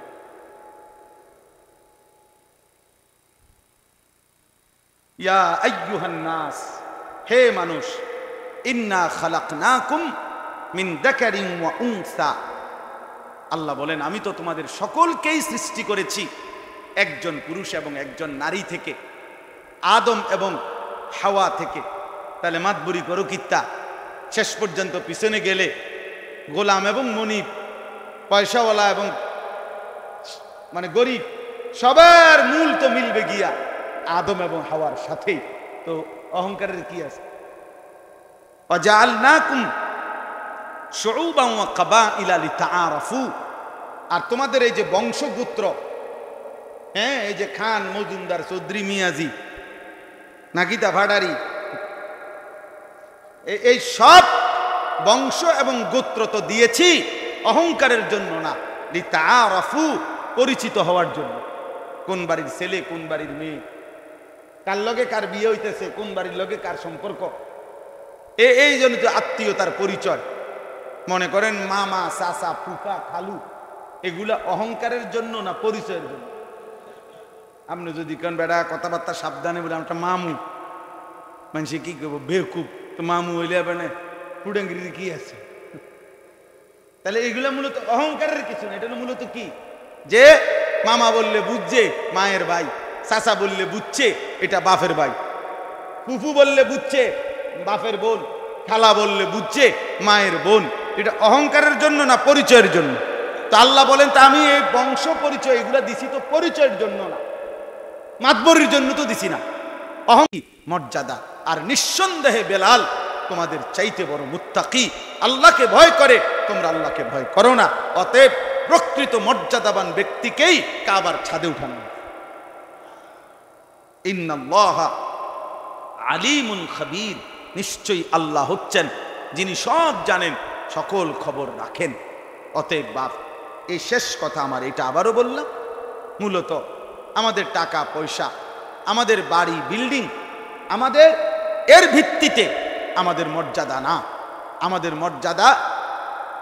মর্যাদা তাকওয়ার ভিত্তিতে, আল্লাহকে ভয় করার ভিত্তিতে, নবী সাল্লাল্লাহু আলাইহি সাল্লামকে অনুসরণের ভিত্তিতে। ঈমান, ইসলাম, রাসূলের সুন্নাহ ঈমানের কলিজার মধ্যে নাই, আপনি কোনোভাবে, আপনি যদি 7টা মহাদেশের মালিক হন, ঈমানবিহীন ব্যক্তির 1 পয়সা কোনো মূল্য নাই। আপনার জীবনে যদি রাসূলের সুন্নাত নাই, অনুসরণ নাই, তো আপনার মধ্যে সৌন্দর্য বলতে কিছু নাই। সুন্দর শুধুই নবীর সুন্নাত। সুন্দর শুধুই কি বলেন না? সুন্দর শুধুই কি? সোজা হিসাব, চ্যালেঞ্জ হিসাবে এই পৃথিবীতে 1450 বছরের চ্যালেঞ্জ এটা, যে সকল কিছুতে সবচেয়ে সুন্দর তাই যা রাসূলুল্লাহর সুন্নাহ, রাসূলুল্লাহর সুন্নাহ। এজন্য প্রত্যেকের কাছে অনুরোধ, জীবনটা ঈমানের আলোকে গড়েন, জীবনটা নবীর সুন্নাতের আলোকে গড়েন। আমি ব্যক্তিগতভাবে নিজে বলতেও চেষ্টা করি, আমার বাংলাদেশের 2 জন বড় বুজুর্গ, একজন ঢাকা গাজীপুর কাপাসিয়ার অধ্যক্ষ মিজানুর রহমান চৌধুরী, বাংলাদেশের একজন বড় আল্লাহওয়ালা বুজুর্গ, আলেমে দ্বীন, জ্ঞানী মানুষ, জেনারেল লাইনেও শিক্ষিত, ইসলামী লাইনেও অনেক উচ্চ শিক্ষিত আল্লাহওয়ালা, অনেক বড় বড় আলেম ওনার হাতে মুরিদ, ওনার ভক্ত অনুসারী। উনি একটা কিতাব লিখতেন, তালিমুস সুন্নাহ। একজন মুসলমানের জীবনে একেবারে ছোট্ট থেকে ছোট্ট, বিন্দু থেকে বিন্দু, আর বড় থেকে বড়, গোটা ইসলামের যত সুন্নাত নবীজির সব এখানে আছে। আমি নিজে কষ্ট করে এই বইগুলা সিলেট থেকে আনাইছি বিক্রি করার জন্য।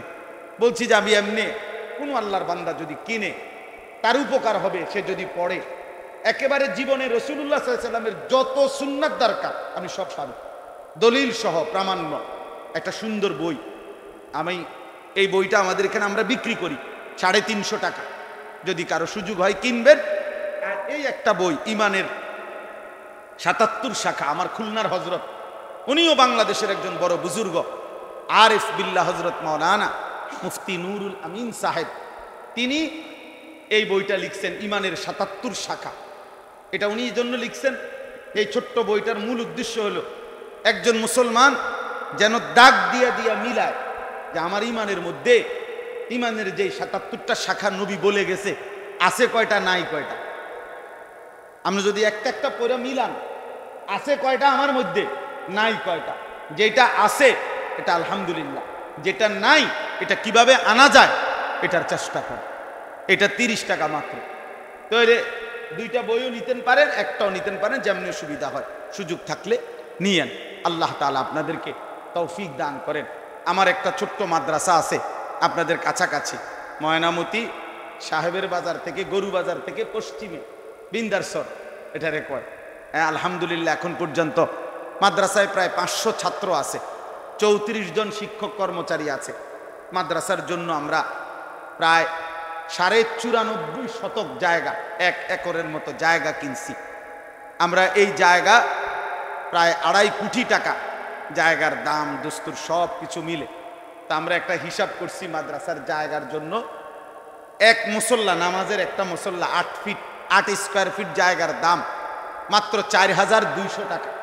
আমার একটা অনুরোধ রইল, আমি এই কয়টা কাগজ হ্যান্ডবিল আপনাদের হাতে দিলাম, যদি কারো মহব্বত লাগে, সুযোগ হয়, আমাদের একটা সিদ্ধান্ত যে এই 4200 টাকা আমাদের মাদ্রাসার এই এক মুসল্লা পরিমাণ জায়গায় কেউ শরিক হইলে আমরা ওনারে আমাদের মাদ্রাসায় আজীবন উন্নয়ন সদস্য হিসাবে ওনার নাম লিপিবদ্ধ করে রাখবো।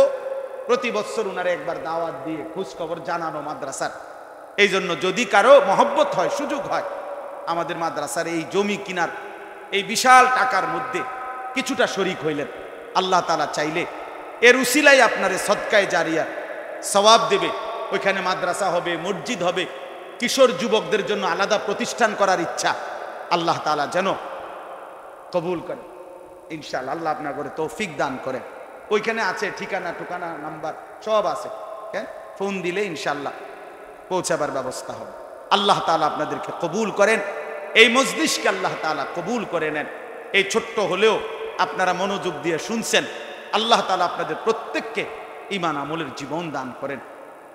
মাশাআল্লাহ, আল্লাহ কবুল করেন। সুবহানাল্লাহি ওয়া বিহামদিহি, সুবহানাকাল্লাহুম্মা ওয়া বিহামদিকা, আশহাদু আল্লা ইলাহা ইল্লা আনতা, আস্তাগফিরুকা ওয়া আতুবু ইলাইক। ছেলেদেরকে বলি, বাপ তোমরা, অনুরোধ রইল, তোমরা এই চুল কাইটা ফেলো। যাদের এই ডানে বামে সামনে পিছনে চুল একটু বড় হইলে সমস্যা নাই, পিছনের চুল বড় হওয়া সুন্নাত, কিন্তু ডান দিকে বাম দিকে সামনে এই 3 দিকের বড় চুল যেগুলো, এগুলা কাইটা সমান করে। আর 5 ওয়াক্ত নামাজ পড়ো। যেমন কোনো ব্যক্তি মনে করেন একটু জওয়ান, তো উনি প্রথমে 1 বালতি পানি ওই চাপকল থেকে নিচে বা ট্যাপ থেকে নিয়ে পুরাইছে বালতি তার নিজের। ঠিক এই টাইমে আমার পিছনে আরেকজন বয়স্ক লোক আসছে পানি নিতে। এখন আমি খেয়াল করলাম যে উনি একজন বয়স্ক লোক, দুর্বল মানুষ। আল্লাহর নবী বলেন, তুমি যদি তোমার বালতির পানিটা তার বালতিটা ফুরাইয়া দাও, তাহলে তার বালতিটা পুড়ে গেল, আর তুমি আরেক বালতি পানি নিয়ে নিলা, কারণ তুমি তো সামর্থ্যবান, তুমি আরেকবার সিপ্পা নিবা। আল্লাহ রসুল বলেন, এই ছোট্ট কাজ, শুধু আমার বালতির থেকে তার বালতিতে আমি পানি দিয়ে দিলাম, আল্লাহ রসুল বলে এটা তোমার আমল নামায় সাদকার সওয়াব হয়েছে। এ দেখতে তো সামান্য। কোন অন্ধ ব্যক্তিকে রাস্তা বলে দিলা অথবা রাস্তা পার করে দিলা, সাদাকা, আল্লাহর রাস্তায় সাদাকার সওয়াব। কুল্লু মারুফিন সাদাকা, নবীজি বলছেন প্রত্যেকটা ভালো কাজ সাদাকা। কিয়ামতের দিন যাররা, বিন্দু, ওই বিন্দুটাও তোমার আমলনামায় আসবে। ওয়ালা আসগারা মিন যালিকা ওয়ালা আকবার ইল্লা ফি কিতাবিন মুবিন।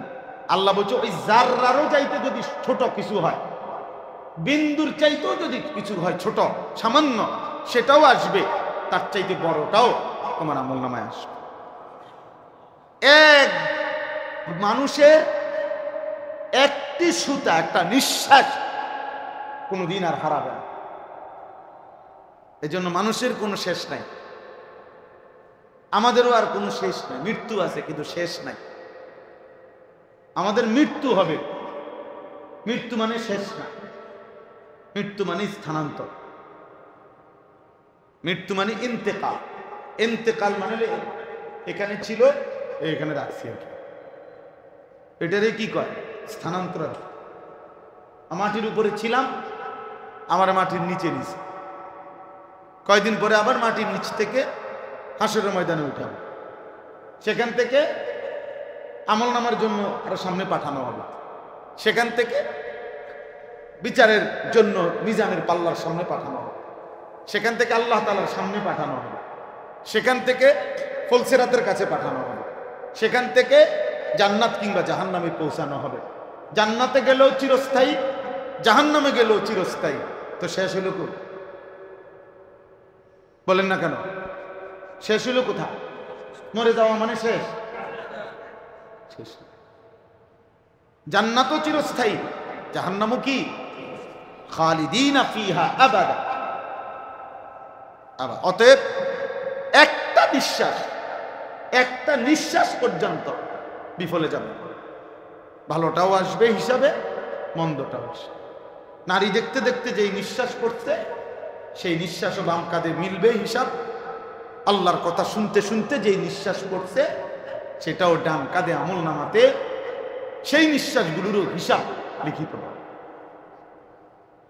আমিও আপনি ইম্মা মিন ইমরিইন নাফাতা ইল্লা কুতিবা। আল্লাহর নবী সাল্লাল্লাহু আলাইহি ওয়াসাল্লাম বলেন প্রত্যেকটি নিঃশ্বাস আমল নামায় লেখা হয়। নিঃশ্বাস, নাফাস মানে নিঃশ্বাস, লিখা ইম্মা ফি তাআতিন ওয়া ইম্মা ফি মাসিয়া। কোন নিঃশ্বাস নেকি হিসাবে লেখা হয়, কোন নিঃশ্বাস গুনাহ হিসাবে লেখা হয়। এখন যে নিঃশ্বাস আমাদের নেকি হিসাবে উঠতেছে, হ্যাঁ, মদের আড্ডায়, জুয়ার আড্ডায়, নাটক সিনেমার আড্ডায়, নেশার আড্ডায় নারীর ছবি দেখতেছে যেই যুবক, যেই পুরুষ, যে নারী বেহায়া বেপর্দা, তো তার প্রতি নিঃশ্বাস গুনাহ হিসাবে উঠতেছে, বাম কাঁধে উঠতেছে। এই জন্য বাপ প্রতি মুহূর্তে এটা ফিকির করবেন ইনশাআল্লাহ যে আমার দ্বারা যেন বেশি থেকে বেশি নেকি অর্জন। তো আমি যে কথাটা বলতেছিলাম, আল্লাহর কথা মনোযোগ দিয়ে শুনলে পরিবর্তন নসিব হয়।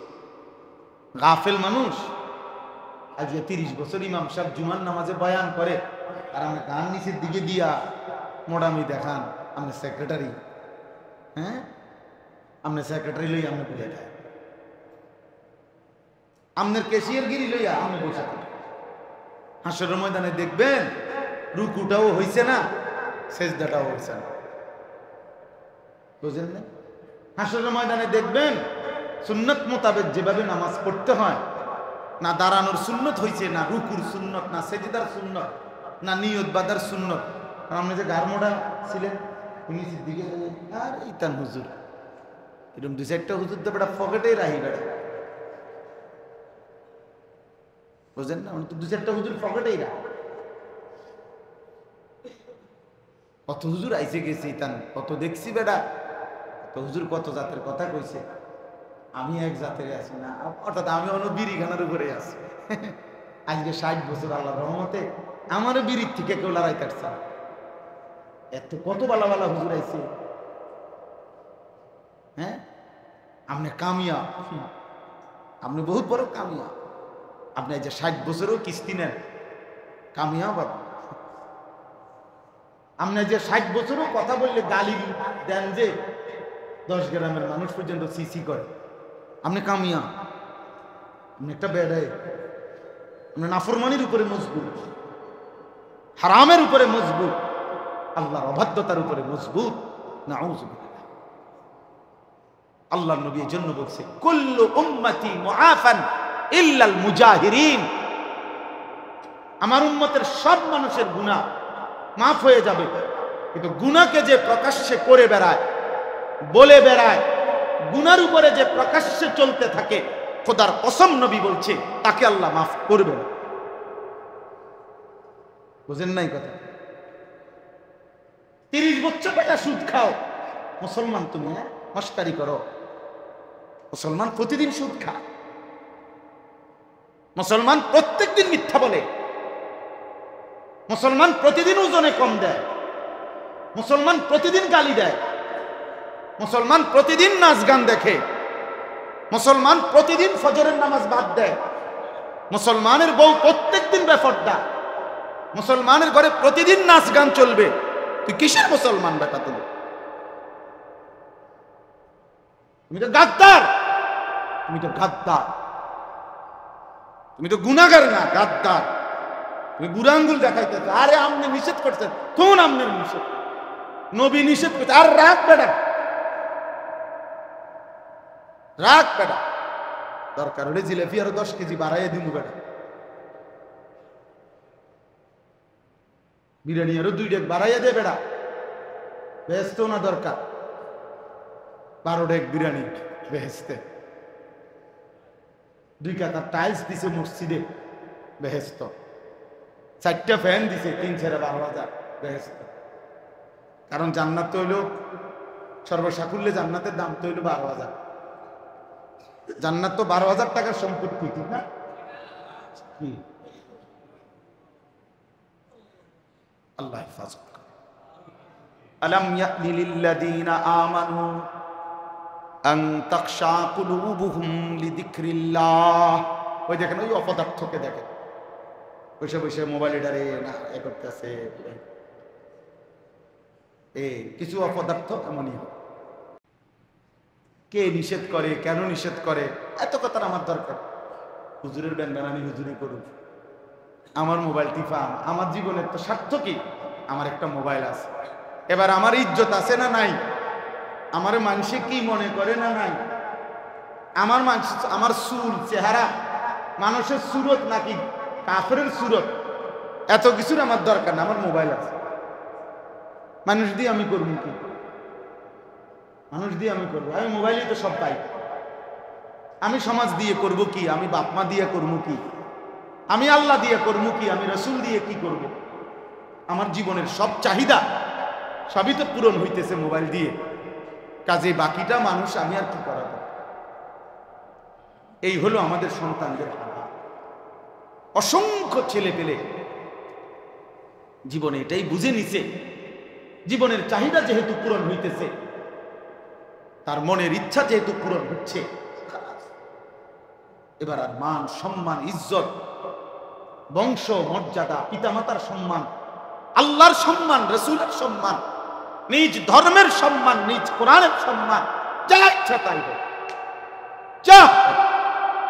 অথচ একটা যুবক তুমি ভাবা উচিত, মুসলমানের সন্তান হয়ে তুমি যখন দাঁড়াইয়া পেশাব করো, ইসলাম তখন কোথায় যায়?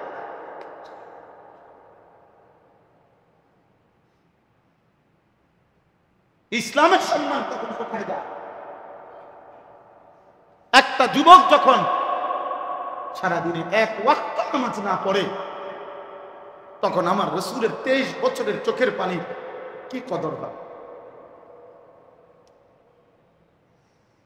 মদিনার নবী তখন কষ্ট পায় না? প্রতি সপ্তাহেই রাসূলুল্লাহ সাল্লাল্লাহু আলাইহি সাল্লামের কাছে উম্মতের আমলনামা দেখানো। শুনে তো নবী, কেউ দুরূদ শরীফ পড়লে আল্লাহ নবী বলছে আমার আল্লাহর পক্ষ থেকে ফেরেশতারা একটাবার নবীকে দুরূদ শরীফ পড়লে নাম ধরে ওই ব্যক্তির নাম এবং পিতার নাম সহ রাসূলুল্লাহ সাল্লাল্লাহু আলাইহি সাল্লামের সামনে আল্লাহর পক্ষ থেকে মনোনীত ফেরেশতারা রওজা পাকে পেশ করে। বিইসমিহি ওয়া ইসমি আবিহি, নবী বলেন তার নাম তার বাবার নাম সহ আলী আশরাফের ছেলে আনিসুর রহমান আপনার উপরে একবার দুরূদ শরীফ। পৃথিবীতে কোনো মানুষের সামনে যখন বারবার কারো নাম উচ্চারণ হয়, উনি তাকে না দেখলেও 2-4 বছর পরেও যদি কোনোদিন দেখে, আচ্ছা ও আপনার নাম তাইলে আনিসুর রহমান, আমার অনেক লোকে আপনার কথা বলছে, বারবার বলছে, আসলে আমি যদিও আপনাকে দেখি নাই কিন্তু আপনার কথা অনেক শুনছি, এমন বলে না? রাসূলুল্লাহ সাল্লাল্লাহু আলাইহি সাল্লাম বলবে হাশরের ময়দানে ফুলসিরাতের সামনে অথবা হাউজে কাউসারের সামনে অথবা সুপারিশের জন্য সামনে গেলে যখন শুনবে উম্মত নাম বলবে, নবী সাল্লাল্লাহু আলাইহি ওয়াসাল্লাম, আচ্ছা ও তুমি, ফেরেশতারা তো প্রায় তোমার নাম আমার কাছে বলতো, ফেরেশতারা তো প্রায় দিনই আমার কাছে তোমার নাম বলতো, তুমি যে আমার উপর অনেক দুরূদ পড়ছো, তুমি আমার অনেক মনে করছো, আমি তো অনেক শুনছি তোমার।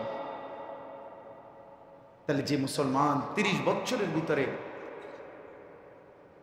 রাসূলুল্লাহ সাল্লাল্লাহু আলাইহি ওয়াসাল্লামের সুন্নাতের খেলাফ বিরোধিতা করে গেলেন,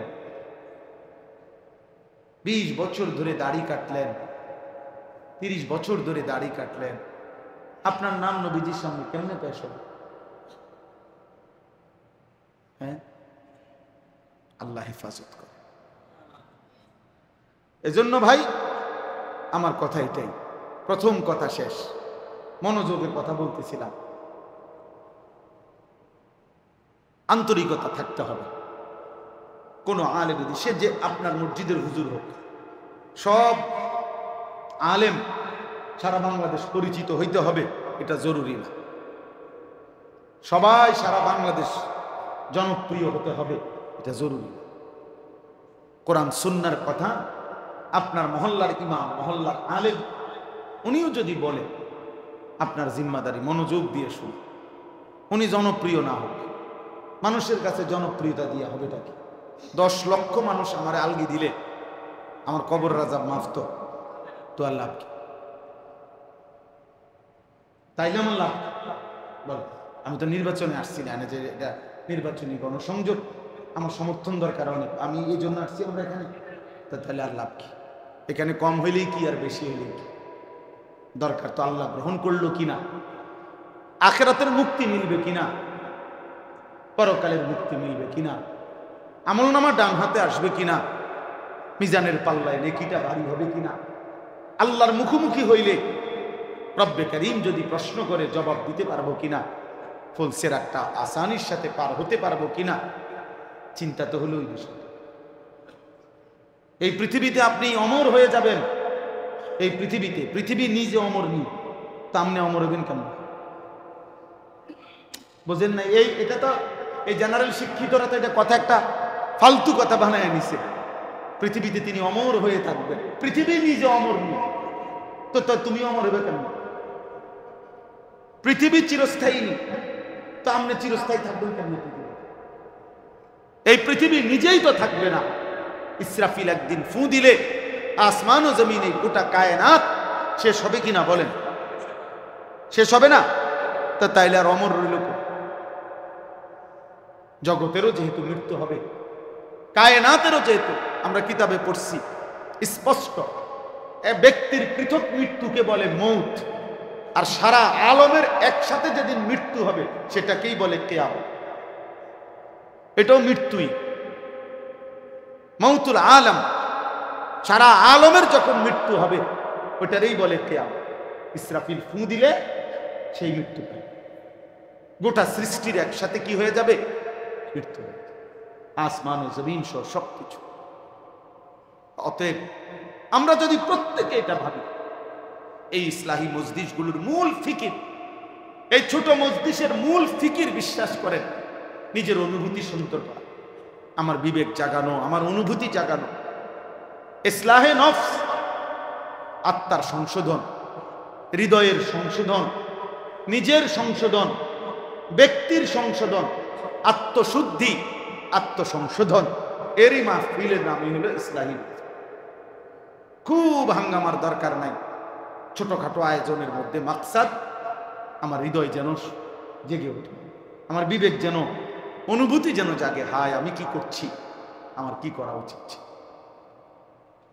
ইল্লা তানসুরুহু ফাকাদ নাসারাহুল্লাহ, কোরআনুল কারীমে আল্লাহ বলছে, শোনো, তোমরা যদি আমার রাসূলকে, আমার নবীর কে সাহায্য না করো, মানে আমার বন্ধুর 23 বছরের এই দ্বীনকে সাহায্য না করো, ঘাবড়াইও না, তোমরা মনে রেখো, ফাকাদ নাসারাহুল্লাহ, আমি আল্লাহ ওয়াদা দিলাম, আমি আল্লাহ একাই আমার বন্ধুকে সাহায্য করব।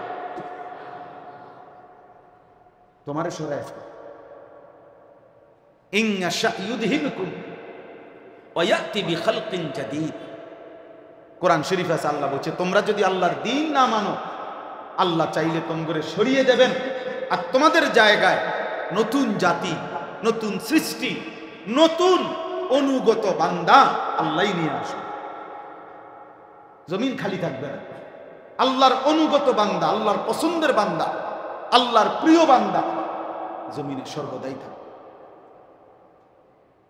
আমি আমনি কামে না লাগলে আমরা বাদ গেলাম না, কিন্তু রবের জন্য, দ্বীনের জন্য, রসুলে পাকের ইজ্জত সম্মানের জন্য যে পরিমাণ মর্দে মুজাহিদ দরকার, খোদার কসম আল্লাহ সেটা জমিনে রাখবেই রাখবে। মান ইয়ারতাদ্দা মিনকুম আন দীনিহি ফাসাউফা ইয়াতিল্লাহু বিকওমিন ইউহিব্বুহুম ওয়া ইউহিব্বুনা। আল্লাহ বলছে, হে ঈমানদারগণ, তোমরা সকলেও যদি আমি আল্লাহর দ্বীন থেকে সরে যাও, মুরতাদ, মান ইয়ারতাদ্দা মানে মুরতাদ হয়ে যাও। মুরতাদ এই শব্দটা শুনছেন না আপনারা? মানে ইসলাম ত্যাগ করা। নাস্তিক মুরতাদ কয় যে, এই মুরতাদ মানে ইসলামকে যে ছেড়ে দিছে। আল্লাহ বলে তোমরা যদি সকলেও ইসলাম ছেড়ে দাও, আমি আল্লাহ তাআলা তৎক্ষণাৎ নতুন জাতি পৃথিবীতে নিয়ে আসব, যারা আমাকে ভালোবাসে, আমি যাদেরকে ভালোবাসি। প্রিয় বান্দা থাকবেই, পছন্দের বান্দা থাকবেই, আল্লাহর অনুগত বান্দা থাকবেই, আল্লাহর জন্য জীবন জান মান লড়াই করে এমন বান্দা জমিনে থাকবে। মাটির উপরে দেখেন গাজা, ফিলিস্তিনে মাটির উপরে বংশের শেষ মানুষটা পর্যন্ত শহীদ হয়ে যাচ্ছে, রক্তে জমিন ভেসে গেছে, এক টুকরা রুটির জন্য হাহাকার করছে বাচ্চা। কিন্তু মাটির নিচের যে মুজাহিদরা আল্লাহর সাথে চুক্তি করছে যে জান দেব, ইসলাম ছাড়বো না, সেই মুজাহিদরা এখনো হামাসের গাজার মাটির নিচে এক সেকেন্ডের জন্য ইসরায়েলের ওই কুত্তাদের কাছে মাথা নোয়ায় নাই। এখন ইসরায়েল বলেন আর আমেরিকা বলেন, সারা পৃথিবীর 200 কোটি মুসলমানকে তারা মূলত ভয় পায় না। ইসরায়েলের সমস্ত তালাশি চেষ্টা ওই মাটির নিচের ওই মুজাহিদগুলো, ওরা মূলত খুঁজে হ্যাঁ করে আমগরে, ওরা আমগরে কিচ্ছু মনে করে। আমরা স্লোগান, আমরা চিৎকার, আমরা এই হুঙ্কার কিছু আইসে গেছি না। আমরা 1 কোটি মানুষ স্লোগান দিলেই কি হেদের হলো ওই ওরা মেন পেরেশানি হলো যে মাটির নিচে যে মুজাহিদ যে সিদ্ধান্ত নিছে রবের সাথে, যে রব আপনার জন্য জান দেবে। এই জন্য আল্লাহর দ্বীন থাকবেই, কোরআন থাকবেই, নবী সাল্লাল্লাহু আলাইহি ওয়াসাল্লামের সুন্নাহ, নবীজির 23 বছরের মেহনত, নবীর সাধনা, নবীর চোখের পানি আল্লাহ তাআলা বৃথা যেতে দিবে না। দেখার বিষয় হলো আমারে কামেরই লোকের কাজ তো কেউ না কেউ করবে, কাউরে না কাউরে দিয়া হবে। আমার একজন উস্তাদ ছিলেন হযরত মাওলানা এরশাদুল্লাহ রাহমাতুল্লাহি আলাইহি। আমি যখন ফাজেলে পড়ি তখন হুজুরের কাছে আমি কাফিয়া কিতাব পড়ছিলাম। এই হুজুরে আমগো সব সময়, নোয়াখালীর মানুষ ছিলেন, হুজুর সব সময় বলতো, আমার বহুবার মনে আছে, বহুবার উনি বলতো, রে মনে রাখিস রে, আল্লাহ দ্বীনের কামিয়ান, হুজুরে যেমনি কইতো, আল্লাহ দ্বীনের কামিয়ান আল্লাহ নিব রে, তোরে নিব কিনা গেল দেখার বিষয়, তোরে নিব কিনা এমনি করতে। বুঝলেন না?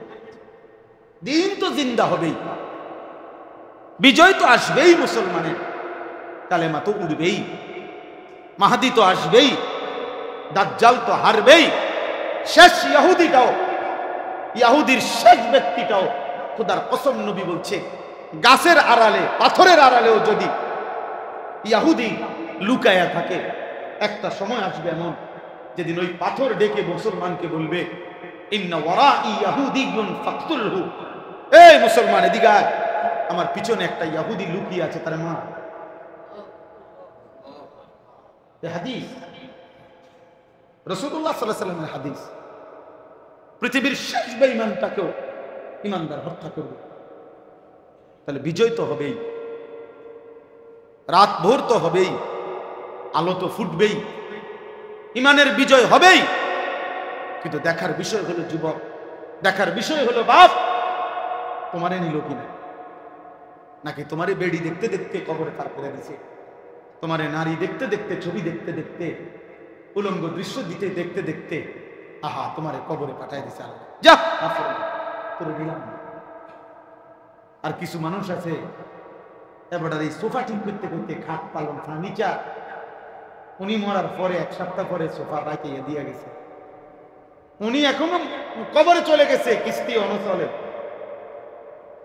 উনি মারা গেছে, ওনার সুদের টাকা এখনো বাজারে। এই কয়দিন আগে মাস্টার সাহেব, আমার এক ঘনিষ্ঠ ইমাম সাহেব, বাজার বড় এক বাজারের ইমাম, বাজার মসজিদের, উনি আমারে বলতেছে, হুজুর আমাদের এই বাজারে, মানে বাজারের নাম ইচ্ছা করে বলতেছি না আর কি, বাজারের একজন সেরা সুদখোর, যিনি বাজারের দোকানে দোকানে সুদ দিত, সুদে টাকা লাগাইতো, উনি মারা গেছে। এখন উনি মারা যাওয়ার পরে মাসখানিক পরে ওনার বিবি ইমাম সাহেব হুজুরের কাছে আইছে যে আপনি তো বাজারের সবাই চিনেন জানেন, আপনি যদি আমার একটু সহযোগিতা করেন, আমরা কাঁদতে কাঁদতে টাকা বা ইডি করতে যদি লইয়া দিতেন।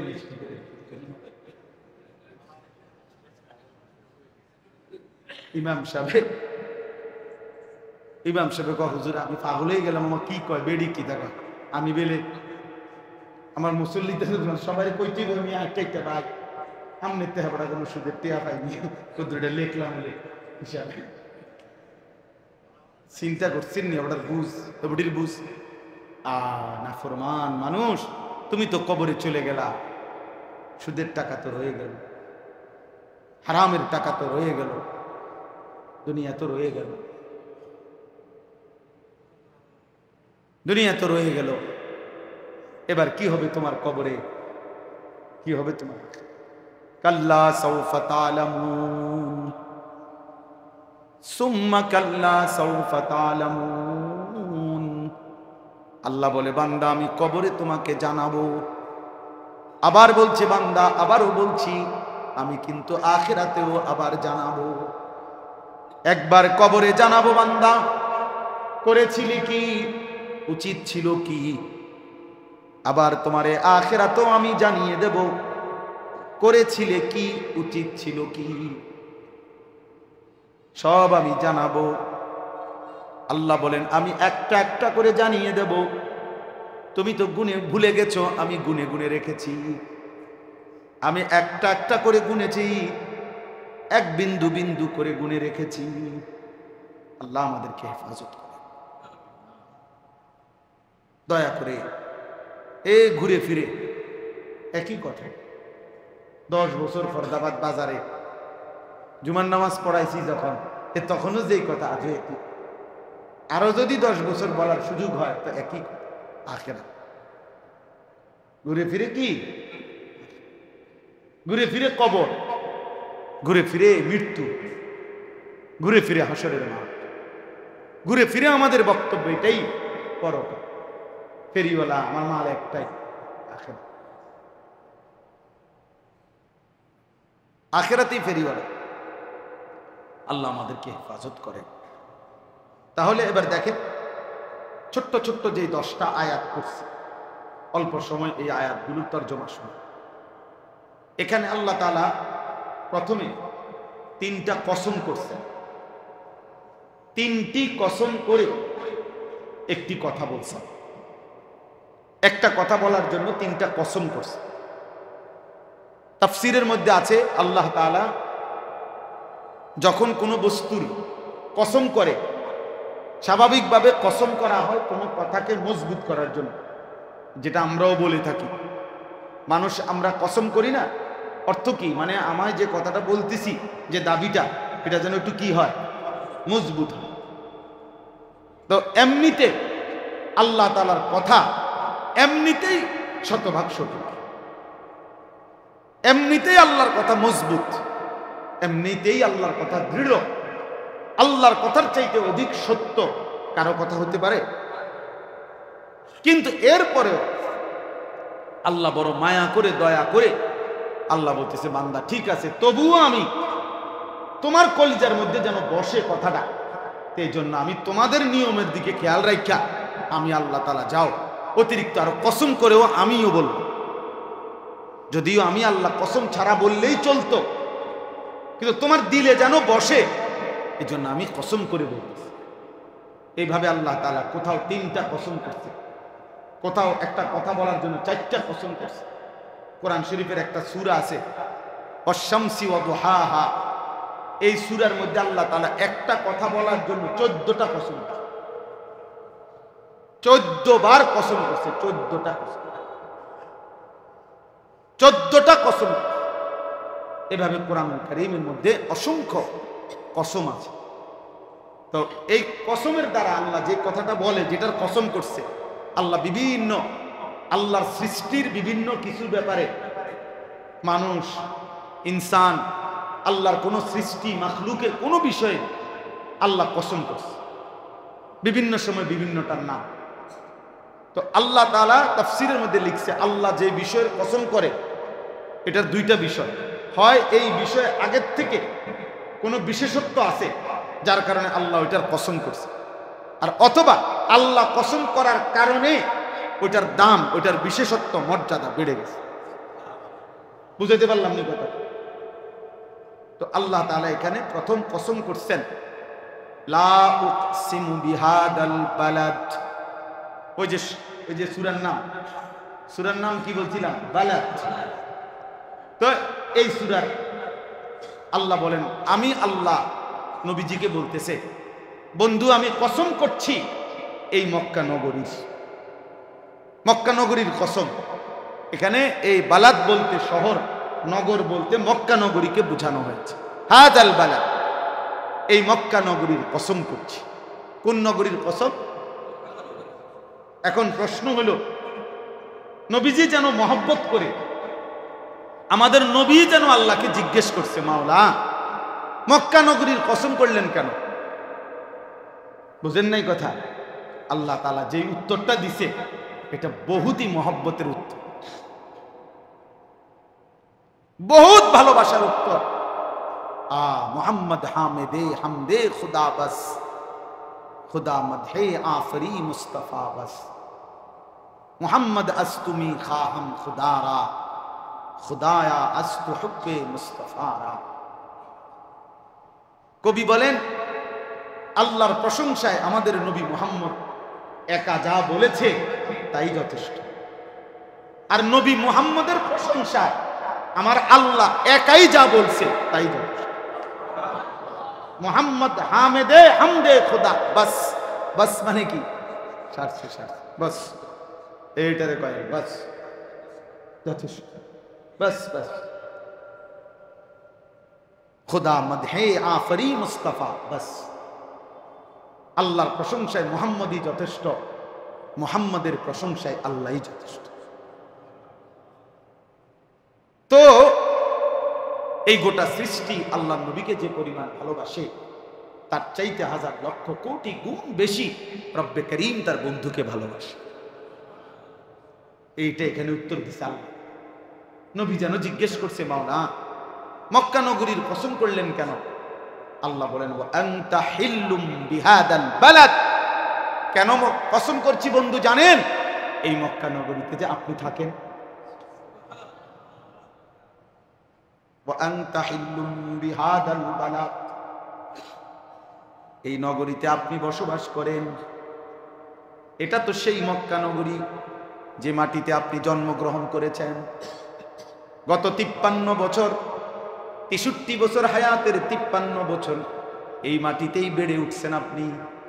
আপনার শৈশব, আপনার কৈশোর, আপনার যৌবন, আপনার হায়াতের লম্বা 53 বছর যে মাটির গলিতে গলিতে, যেই জমিনের গলিতে গলিতে কেটেছে বন্ধু, আমি রব্বুল আলামিন আলো বাতাস, আমি রব্বুল আলামিন এই মাটির প্রতিটা বিন্দুকেই ভালোবাসি। আপনি আছেন বলে। ওয়া আনতা হিল্লুম বিহাদাল বালাদ। প্রিয় বাপ, প্রিয় নওজোয়ান, সবার কাছে একটা জরুরি কথা। আল্লাহ তাআলা বলছে, আমি বন্ধুকে শুধু ভালোবাসি না, বন্ধু আমার যে মাটিতে জন্ম নিছে আমি সেই মাটিকেও ভালোবাসি। বন্ধু আমার যে শহরে জন্ম নিছে আমি সেই শহরের নামকেও ভালোবাসি, সেই শহরের বাতাসকেও ভালোবাসি। সব ভালোবাসি, সব ভালোবাসি, সব পছন্দ করি। এই জন্য কোরআনুল কারীমের মধ্যে আছে, আল্লাহ তাআলা বলছে ওয়াদ-দুহা ওয়াল-লাইলি ইযা সাজা। এটা শুনছেন না আপনারা? এই দুই আয়াত, এই দুইটাও কসম। এই ওয়াদ-দুহা এটাও একটা কসম, ওয়াল-লাইলি ইযা সাজা এটাও একটা কসম। এই কসম দুইটার দুই অর্থ। একটা অর্থ শুধু আমি বলতেছি। ওয়াদ-দুহা শব্দের একটা অর্থ হলো আল্লাহ তাআলা বলছেন, বন্ধু আপনার ওই পবিত্র আলোকোজ্জ্বল যেই চেহারা মুবারক, আমি আল্লাহ ওই সুন্দর হাস্যোজ্জ্বল আলোকোজ্জ্বল ওই নূরানি পবিত্র চেহারার কসম করছি। এই ওয়াদ-দুহা শব্দের আর ওয়াল-লাইলি ইযা সাজা এই দ্বিতীয় অংশটার অর্থ হইল অন্ধকার অমাবস্যার কালো রাত যেরকম একদম কালো, আপনার এই সুন্দর চেহারার সাথে আপনার পবিত্র মাথা মুবারকের মধ্যে যে ঘন কালো চুল, এটাও বড় সুন্দর, বড় আকর্ষণীয়। আমি আল্লাহ আপনার ওই সুন্দর আলোকোজ্জ্বল চেহারার সাথে ঘন কালো ওই চুলেরও কসম করল। ওয়াল-লাইলি ইযা সাজা। এজন্য বন্ধু নবী সাল্লাল্লাহু আলাইহি ওয়াসাল্লামের সরাসরি চেহারা মুবারকের কসম আল্লাহ করেছে। সেই চেহারা মালিকের কতটা প্রিয় বলেন না কেন? নবীজির পবিত্র কালো চুলের কসম কে করেছে? তো সেই চুল আল্লাহর কতটা প্রিয়। এবার আপনারা ইনসাফ করে বলেন, নবীজির ওই চেহারা মুবারক কসম আল্লাহর, যে চেহারা আল্লাহ ভালোবাসে, যে চেহারা আল্লাহর বড় পছন্দের, খোদার কসম সেই চেহারা তো ছিল দাড়িওয়ালা চেহারা। সেই চেহারা তো দাড়িওয়ালা চেহারা। রব যে চেহারার কসম করছে, রব যে চেহারা ভালোবাসছে, তো সেই চেহারা তো দাড়িওয়ালা চেহারা। অতএব দাড়িবিহীন ওই চেহারা দিয়ে রবের সামনেই দাঁড়াবেন কেমনে? মদিনার রসুলের সামনেই দাঁড়াবেন বলেন, কেমনে দাঁড়াবেন? আপনাদের বিবেক দিয়ে আপনি ভাই। 2 নম্বর কিশোর যুবক ছেলে, তোমাদেরকে বলিবা, নবী সাল্লাল্লাহু আলাইহি সাল্লামের পবিত্র ওই চুল আল্লাহ তাআলার কাছে সেটাও তো বহুত প্রিয় ছিল। আর নিঃসন্দেহে এই ডান দিকে বাম দিকে এবং সামনে এই বিশ্রী যেই ফ্যাশনেবল চুল, আল্লাহর কসম এটা নবীজির চুল না। নবীর চুল মোবারক এমন ছিল না, সাহাবায়ে কেরামের চুল এমন ছিল না। গত 1450 বছরের ভিতরে মুসলমানের ইতিহাসে কোন ইমানদার, কোন মুত্তাকি, কোন ভদ্র, কোন দিনদার, কোন সেজদাওয়ালা কোন মুসলমানের চুল এমন ছিল না। অতএব নিঃসন্দেহে এই চুল বিকৃত চুল। এই তোমরা যারা এই চুল, এই ঝাঁকড়া চুল, ডান দিকে বড়, বাম দিকে বড়, সামনের দিকে বড়, পিছন ছাড়া, পিছনের চুল বড় হলে সেটা রাসূলুল্লাহ সাল্লাল্লাহু আলাইহি ওয়াসাল্লামের চুল, বাবরি চুল। কিন্তু বাকি 3 দিক, সামনের দিক, ডান দিক, বাম দিক, এই 3 দিকের এই ফ্যাশনেবল চুল, এটা মুহাম্মদ আরবি সাল্লাল্লাহু আলাইহি সাল্লামের চুল মোবারক এমন ছিল না। কোন সাহাবীর চুল এমন ছিল না। কোন আউলিয়া, কোন পীর, কোন মাশায়েখ, কোন বুজুর্গ, কোন উলামা, কোন মুহাদ্দিসিন, মুফাসসিরিন, ইমাম, খতিব, দিনদার, মুত্তাকি, এমনকি তোমার বাবা দাদা মুসলমান যারা তোমার পূর্বপুরুষ ছিল তাদের চুল এমন ছিল না। অতএব তুমি এটা কোত্থেকে আনলা? এটা তোমারে দিছে যারা, ওরা কাফের, ওরা বেঈমান, বেঈমান, বেঈমান, বেঈমান। ওটা ইহুদির চুল, ওটা খ্রিস্টানের চুল, ওটা হিন্দুর চুল, ওটা বৌদ্ধের চুল, ওটা নাস্তিকের চুল, ওটা মুরতাদের চুল। ওইটা এমনও ব্যক্তির চুল হইতে পারে যার জন্মের ঠিক নাই, বংশের ঠিক নাই। তালাশ করো, তুমি খুঁজা দেখো, তুমি যার মতো চুল রাখছো ওইতের, তোমারে বলি নাই, সাবধান বলছি আমি, হইতের যাত্রার থেকে নিচো মডেল, ওইতের গিয়া দেখো বংশ আছে না।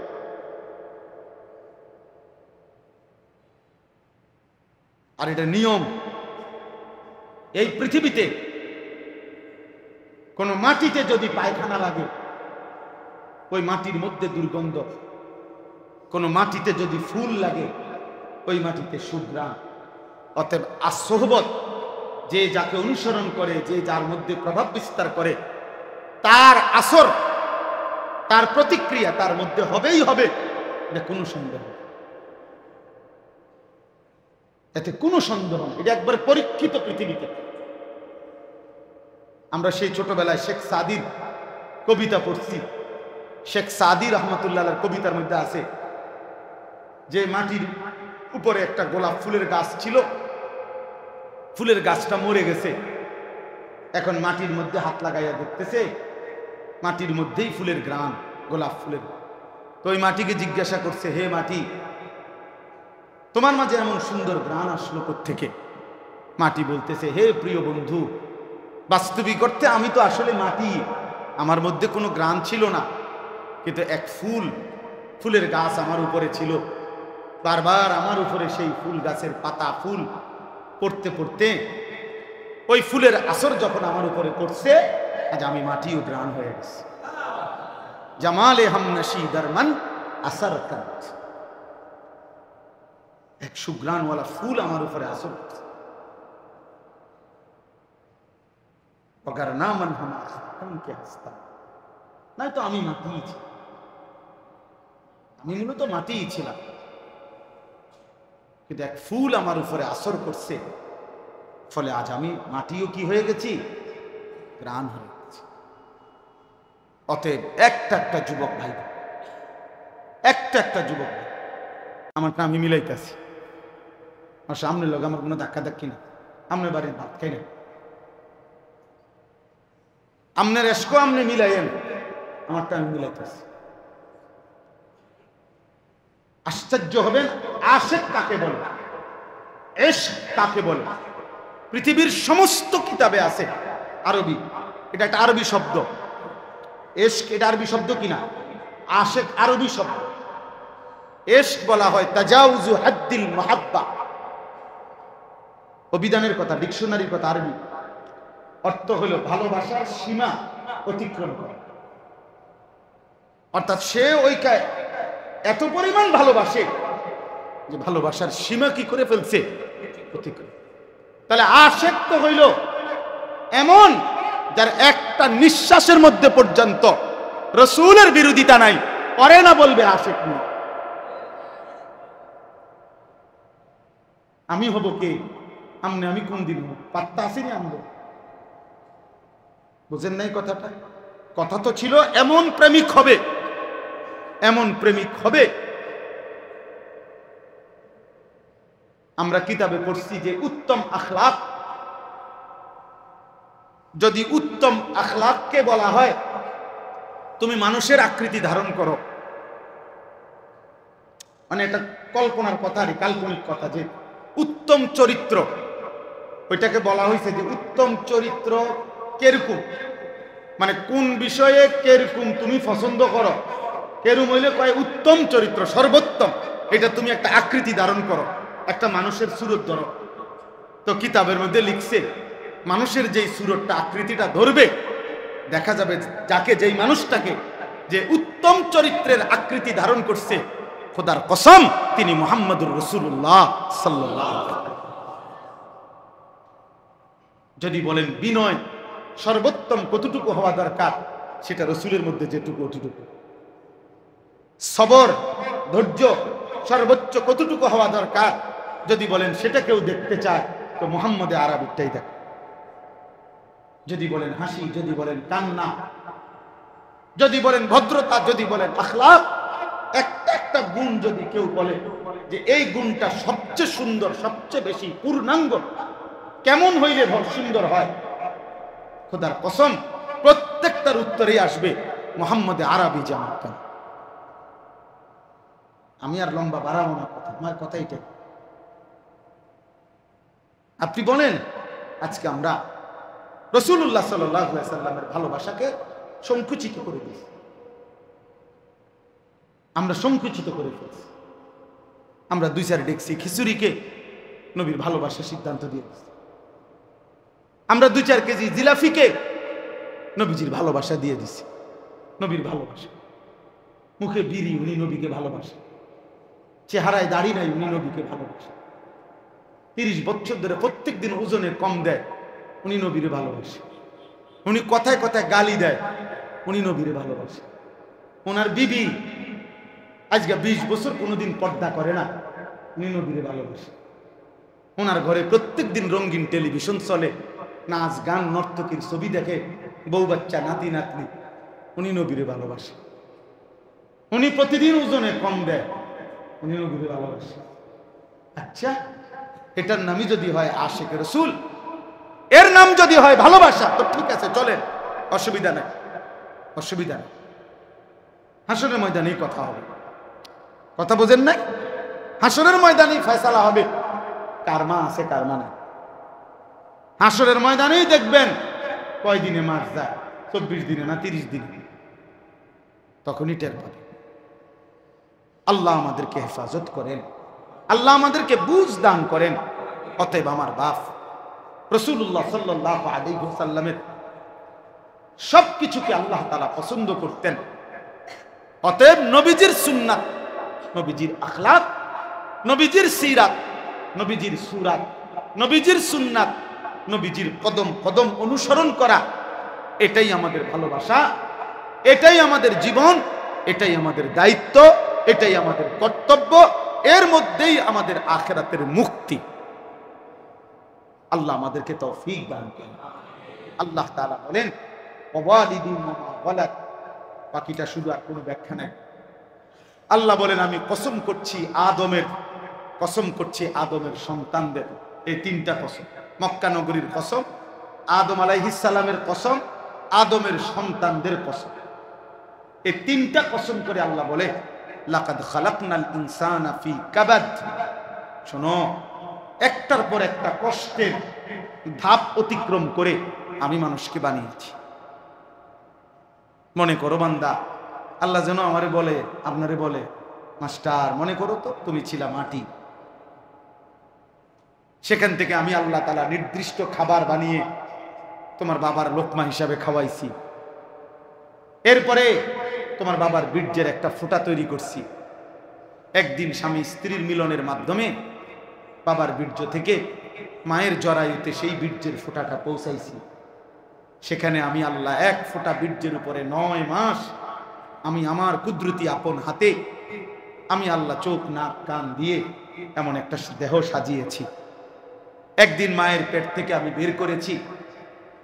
2 বছর আমি দাঁতবিহীন শক্তিবিহীন এক দুর্বল শরীরে মায়ের বুকের পবিত্র দুধ দিয়ে আমি তোমারে বড় করছি। 2 বছর পরে সামান্য পরিমাণ খাবার অল্প অল্প দিয়ে পরিমিত মাত্রায় আমি নিজ যত্নে তোমাকে ধীরে ধীরে ধীরে ধীরে বড় করছি। আজ যখন 16 বছর, এখন শক্তি আছে, সামর্থ্য আছে, হাত পা চোখ নাক কান, যেখানে মন চায় সেখানে দৌড়তে পারো, ছুটতে পারো। হায় বান্দা, আজ আর তুমি আমারে চেনো না, আজ আর তুমি চেনো। আজ 16 বছর বয়সে তুমি আমারে চেনো না। একটা পুরা দিন চলে যায়, তুমি আমাকে একটা সিজদাও করো, এক ওয়াক্ত নামাজও পড়ো।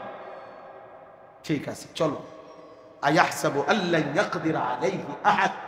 আল্লাহ বলেন, ওরে জিজ্ঞাসা করেন, আল্লাহ বলতেছে যেন আম করে, ওরে জিজ্ঞাসা করো, এই আল্লাহর বান্দা, তুমি কি এই ভেবেছো যে তোমার উপরে কারো কোনো ক্ষমতা নাই? মাতবুরি যে করো রে, অহংকার যে করো রে, আল্লাহর নাফরমানি যে করছো, কি মনে করছো তোমার উপরে কারো কোনো ক্ষমতা নাই? না, কি উত্তর দেন? কথা বলেন না কেন? এই ছেলেরা বলো না বাপ, তাইলে তুই কি মনে করছো? কেন নামাজ পড়ো? কেন সেজদা দাও না? কেন হারাম খাচ্ছেন? কেন সারা রাত উলঙ্গ ছবি দেখো বাপ, নারী দেখো কেন? বলে ইয়াকুলু আহলাকতু মালাল লুবাদা। আল্লাহ বলে, নাফরমান বলে দুনিয়া বেঁচে থাকার জন্য, দুনিয়ার নিরাপত্তার জন্য আমি অনেক টাকা খরচ করছি, অনেক টাকা, অনেক টাকা। হুজুর এটা গেটটাই লাগাইছি 3 লাখ টাকা দিয়া, দোয়া করেন, SS5 দিয়া, এমন মজবুত গেট আপনি 10 গ্রামে যদি আশা করি আরেকটা পাইতেন না, এমন সব বাউন্ডারি ওয়ালটা দিছি একদম 1 নম্বর ইট দিয়ে, পুরাটা বাড়ির চারিদিকে সিসি ক্যামেরা লাগাইছে। আজরাইল আসবে কি খামখেয়ালি কথা? আজরাইল কেমন সিসি ক্যামেরা আছে না? আশ্চর্য, আজরাইল কিভাবে আসবে? আজরাইল তো গেট দেখেই ডরাইবে। 3 লাখ টাকার গেট, এটা কি 30,000 টাকার গেট? ঠেললে ঢুকে লাগবে আজরাইল, এটা তো গেটে তো 3 লাখ। এক একটা খাটে তো গেছে আমার 1-1.5 লাখ টাকা করে। আজরাইল আমার এত বড় খাটের থেকে কেন না? হ্যাঁ, সিসি ক্যামেরা আছে, সিসি ক্যামেরা আছে। ইয়াকুলু আহলাকতু মালাল লুবাদা, নাফরমান বলে দুনিয়ায় আমি অনেক টাকা উড়াইছি বেঁচে থাকার জন্য। আয়াহসাবু আল্লাম ইয়ারাহু আহাদ, আল্লাহ বলে পরে জিজ্ঞেস করে দেখো সে কি এই ভেবেছে তাকে কেউ দেখে না? কি ভাবছেন? এই দুইটাই মেইন কথা এই সূরা। আয়াহসাবু আল্লান ইয়াকদিরা আলাইহি আহাদ, আল্লাহ বলেন নাফরমান কি ভেবেছে তার উপরে কারো কোনো ক্ষমতা নাই। আর আল্লাহ বলেন নাফরমান কি ভেবেছে তাকে কেউ দেখে না। বলেন তাইলে এই দুই কথার উত্তর দেন, আমার উপরে কারো কোনো ক্ষমতা আছে কিনা? আমাকে কেউ 24 ঘন্টা দেখে কিনা? রাতে দেখে কিনা? দিনে দেখে কিনা? অন্ধকারে দেখে কিনা? একাকিতে দেখে কিনা? খালাস হিসাব করেন। আলাম নাজাল লাহু আইনাইন ওয়া লিসানান ওয়া শাফাতাইন ওয়া হাদাইনাহু নাজদাইন। এত কিছুর পরেও যখন বান্দা নাফরমানি করতে করতে হাসরের ময়দানে জাহান্নামী হবে, আল্লাহ বলেন চিৎকার করবে নাফরমান, আর আল্লাহ বলবে বান্দা বলো না আমি কি তোমাকে 2টা চোখ দেই নাই? আমি কি একটা জিহ্বা দেই নাই? আমি কি 2টা ঠোঁট দেই নাই? আমি কি তোমাকে আলো অন্ধকার সত্য মিথ্যা জায়েজ না জায়েজ হালাল হারাম কি আমি বলে দেই নাই? দিছিল কিনা? বলেন না কেন? কোনটা হালাল কোনটা হারাম বলেছেন কিনা? হাত পাও চোখ নাক কান অঙ্গ প্রত্যঙ্গ দিয়েছেন কিনা? তাহলে কেন জাহান্নামী হলা? কেন পথ হারাইলা? কেন ভুল করলা? অতএব হিসাব লাগা, প্রত্যেকেই হিসাব লাগা। হাসলেও মরে যাবেন, কাঁদলেও মরে যাবেন।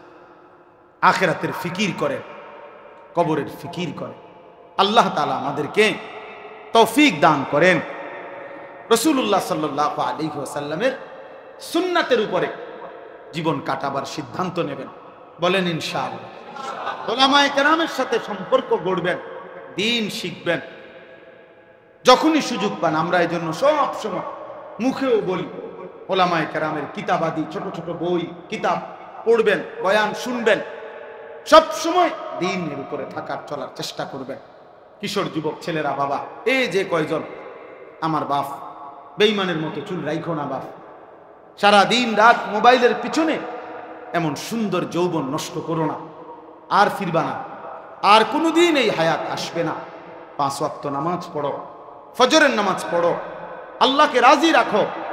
আল্লাহ তাআলা সবাইকে তৌফিক দান করেন। আমরা 2টা কিতাব বিক্রি করি। আমাদের এই আমার শায়েখ আরিফ বিল্লাহ হাকিমুন নফস আল্লামা মুফতি মুশতাকুন নবী কাসিমি, আমার হযরতের বয়ান 6টা বই এটার ভিতরে আছে। এই প্রত্যেকটা আলাদা আলাদা হযরতের অনেক হৃদয়গ্রাহী বয়ান। এগুলো আমরা গাড়িতে বিক্রি করি। এই কিতাব একটা বক্স 300 টাকা। আপনারা মন চাইলে যাওয়ার সময় যারই ভাল লাগে কেনার চেষ্টা করবেন।